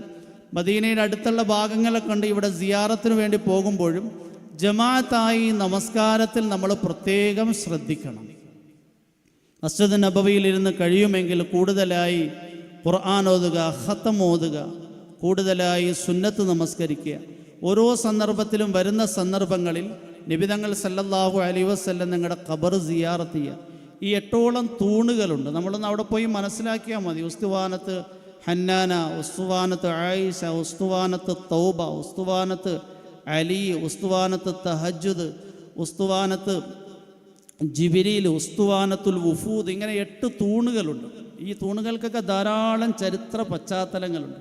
നമ്മളൊന്ന് അകത്ത് പോയിട്ട് ആ തൂണുകളുടെ സ്ഥലമൊക്കെ ഒന്ന് മനസ്സിലാക്കി ഇവിടെ പോയിരുന്നിട്ട് എന്ത് ചെയ്യണം? ഇബാദത്ത് ചെയ്യണം. അതുപോലെ തന്നെ മദീന സിയാറത്തിൻ്റെ ഇടയിൽ 30-33ഓളം സ്ഥലങ്ങൾ ഇമാം നവവി എഴുതുന്നുണ്ട് സിയാറത്ത് ചെയ്യാനുള്ള സ്ഥലങ്ങളായിട്ടുണ്ട്. ജന്നത്തുൽ ബഖീഅ, സഹാബാക്കളെ അടക്കം ചെയ്തിരിക്കുന്ന ഖബർസ്ഥാനാണ്. അവിടെ നമ്മൾ സിയാറത്ത് ചെയ്യണം. അതുപോലെ തന്നെ മസ്ജിദുൽ ഖുബ, റസൂലുള്ളാഹി സല്ലല്ലാഹു അലൈഹി വസല്ലം നിങ്ങൾ ശനിയാഴ്ച ദിവസങ്ങളിൽ പോയിരുന്ന ഒരു മസ്ജിദാണ്. മസ്ജിദുൽ ഹറാം, മസ്ജിദുൻ നബവി, മസ്ജിദുൽ അഖ്സ. ഇതിനുശേഷം 4ാം സ്ഥാനം മസ്ജിദുൽ ഖുബാക്കാണ്. ഈ പള്ളിയിൽ നമ്മൾ പോവുക, അവിടെ നമസ്കരിക്കുക. അതുപോലെ തന്നെ മസ്ജിദുൽ ഖിബിലത്തൈനി എന്ന് പറയുന്ന ഒരു പള്ളിയുണ്ട്. ഖിബില മാറ്റം നടന്ന ഒരു പള്ളി. ആ പള്ളിയിൽ 2 മിമ്പർ വെച്ചിട്ടുണ്ടാവും. 2 സ്ഥലത്തോട്ട് പോയി തിരിഞ്ഞ് നിസ്കരിച്ച് കളയരുത്. നിശ്ചയിച്ചിരിക്കുന്ന കഅബയുടെ ഭാഗത്ത് തന്നെ എന്ത് ചെയ്യണം? പോയി നിസ്കരിക്കണം. ചില ആൾക്കാരെന്തിനാണ്ട് ബറക്കത്തെന്ന് പറഞ്ഞുകൊണ്ട് എന്ത് ചെയ്ത് നബിതങ്ങൾ ആദ്യം നിസ്കരിച്ച് അതും കൂടെ നിർവഹിക്കാൻ വേണ്ടി തിരിഞ്ഞ് നിസ്കരിക്കാറുണ്ട്. ഒരിക്കലും ചെയ്യരുത്. കഅബ എങ്ങോട്ടാണോ ആ ദിശയിൽ തന്നെ എന്ത് ചെയ്യുക? അവിടെ പോയാലും നിസ്കരിക്കുക. ഇങ്ങനെ ഉഹുദ്, ഇതെല്ലാം മദീനയുടെ അടുക്കലുള്ള സ്ഥലങ്ങളാണ്. ഇങ്ങനെ മദീന സിയാറത്തിന് പോകുമ്പോൾ അവിടെ നിന്ന് തന്നെ നമ്മുടെ കേരളക്കാരായ ആൾക്കാർ, എന്നെ പരിചയക്കാർ നമ്മുടെ അടുത്ത് വരും. പിന്നെ ഇന്ന സ്ഥലങ്ങളിൽ നമുക്ക് സിയാറത്ത് ചെയ്യാൻ പറ്റും. ഏത് സിയാറത്തിനാണെങ്കിലും സുബഹി കഴിഞ്ഞ് പോയാലും ളുഹർ നിസ്കരിക്കാൻ മസ്ജിദുൻ നബവിയിൽ തന്നെ വരണം. അള്ളാഹു നമുക്ക് ഓരോരുത്തർക്കും അമൽ ചെയ്യാനുള്ള ഭാഗ്യം നൽകി അനുഗ്രഹിക്കുമാറാകട്ടെ. വആഖിറു ദുആഇ അൽഹംദുലില്ലാഹി റബ്ബിൽ ആലമീൻ.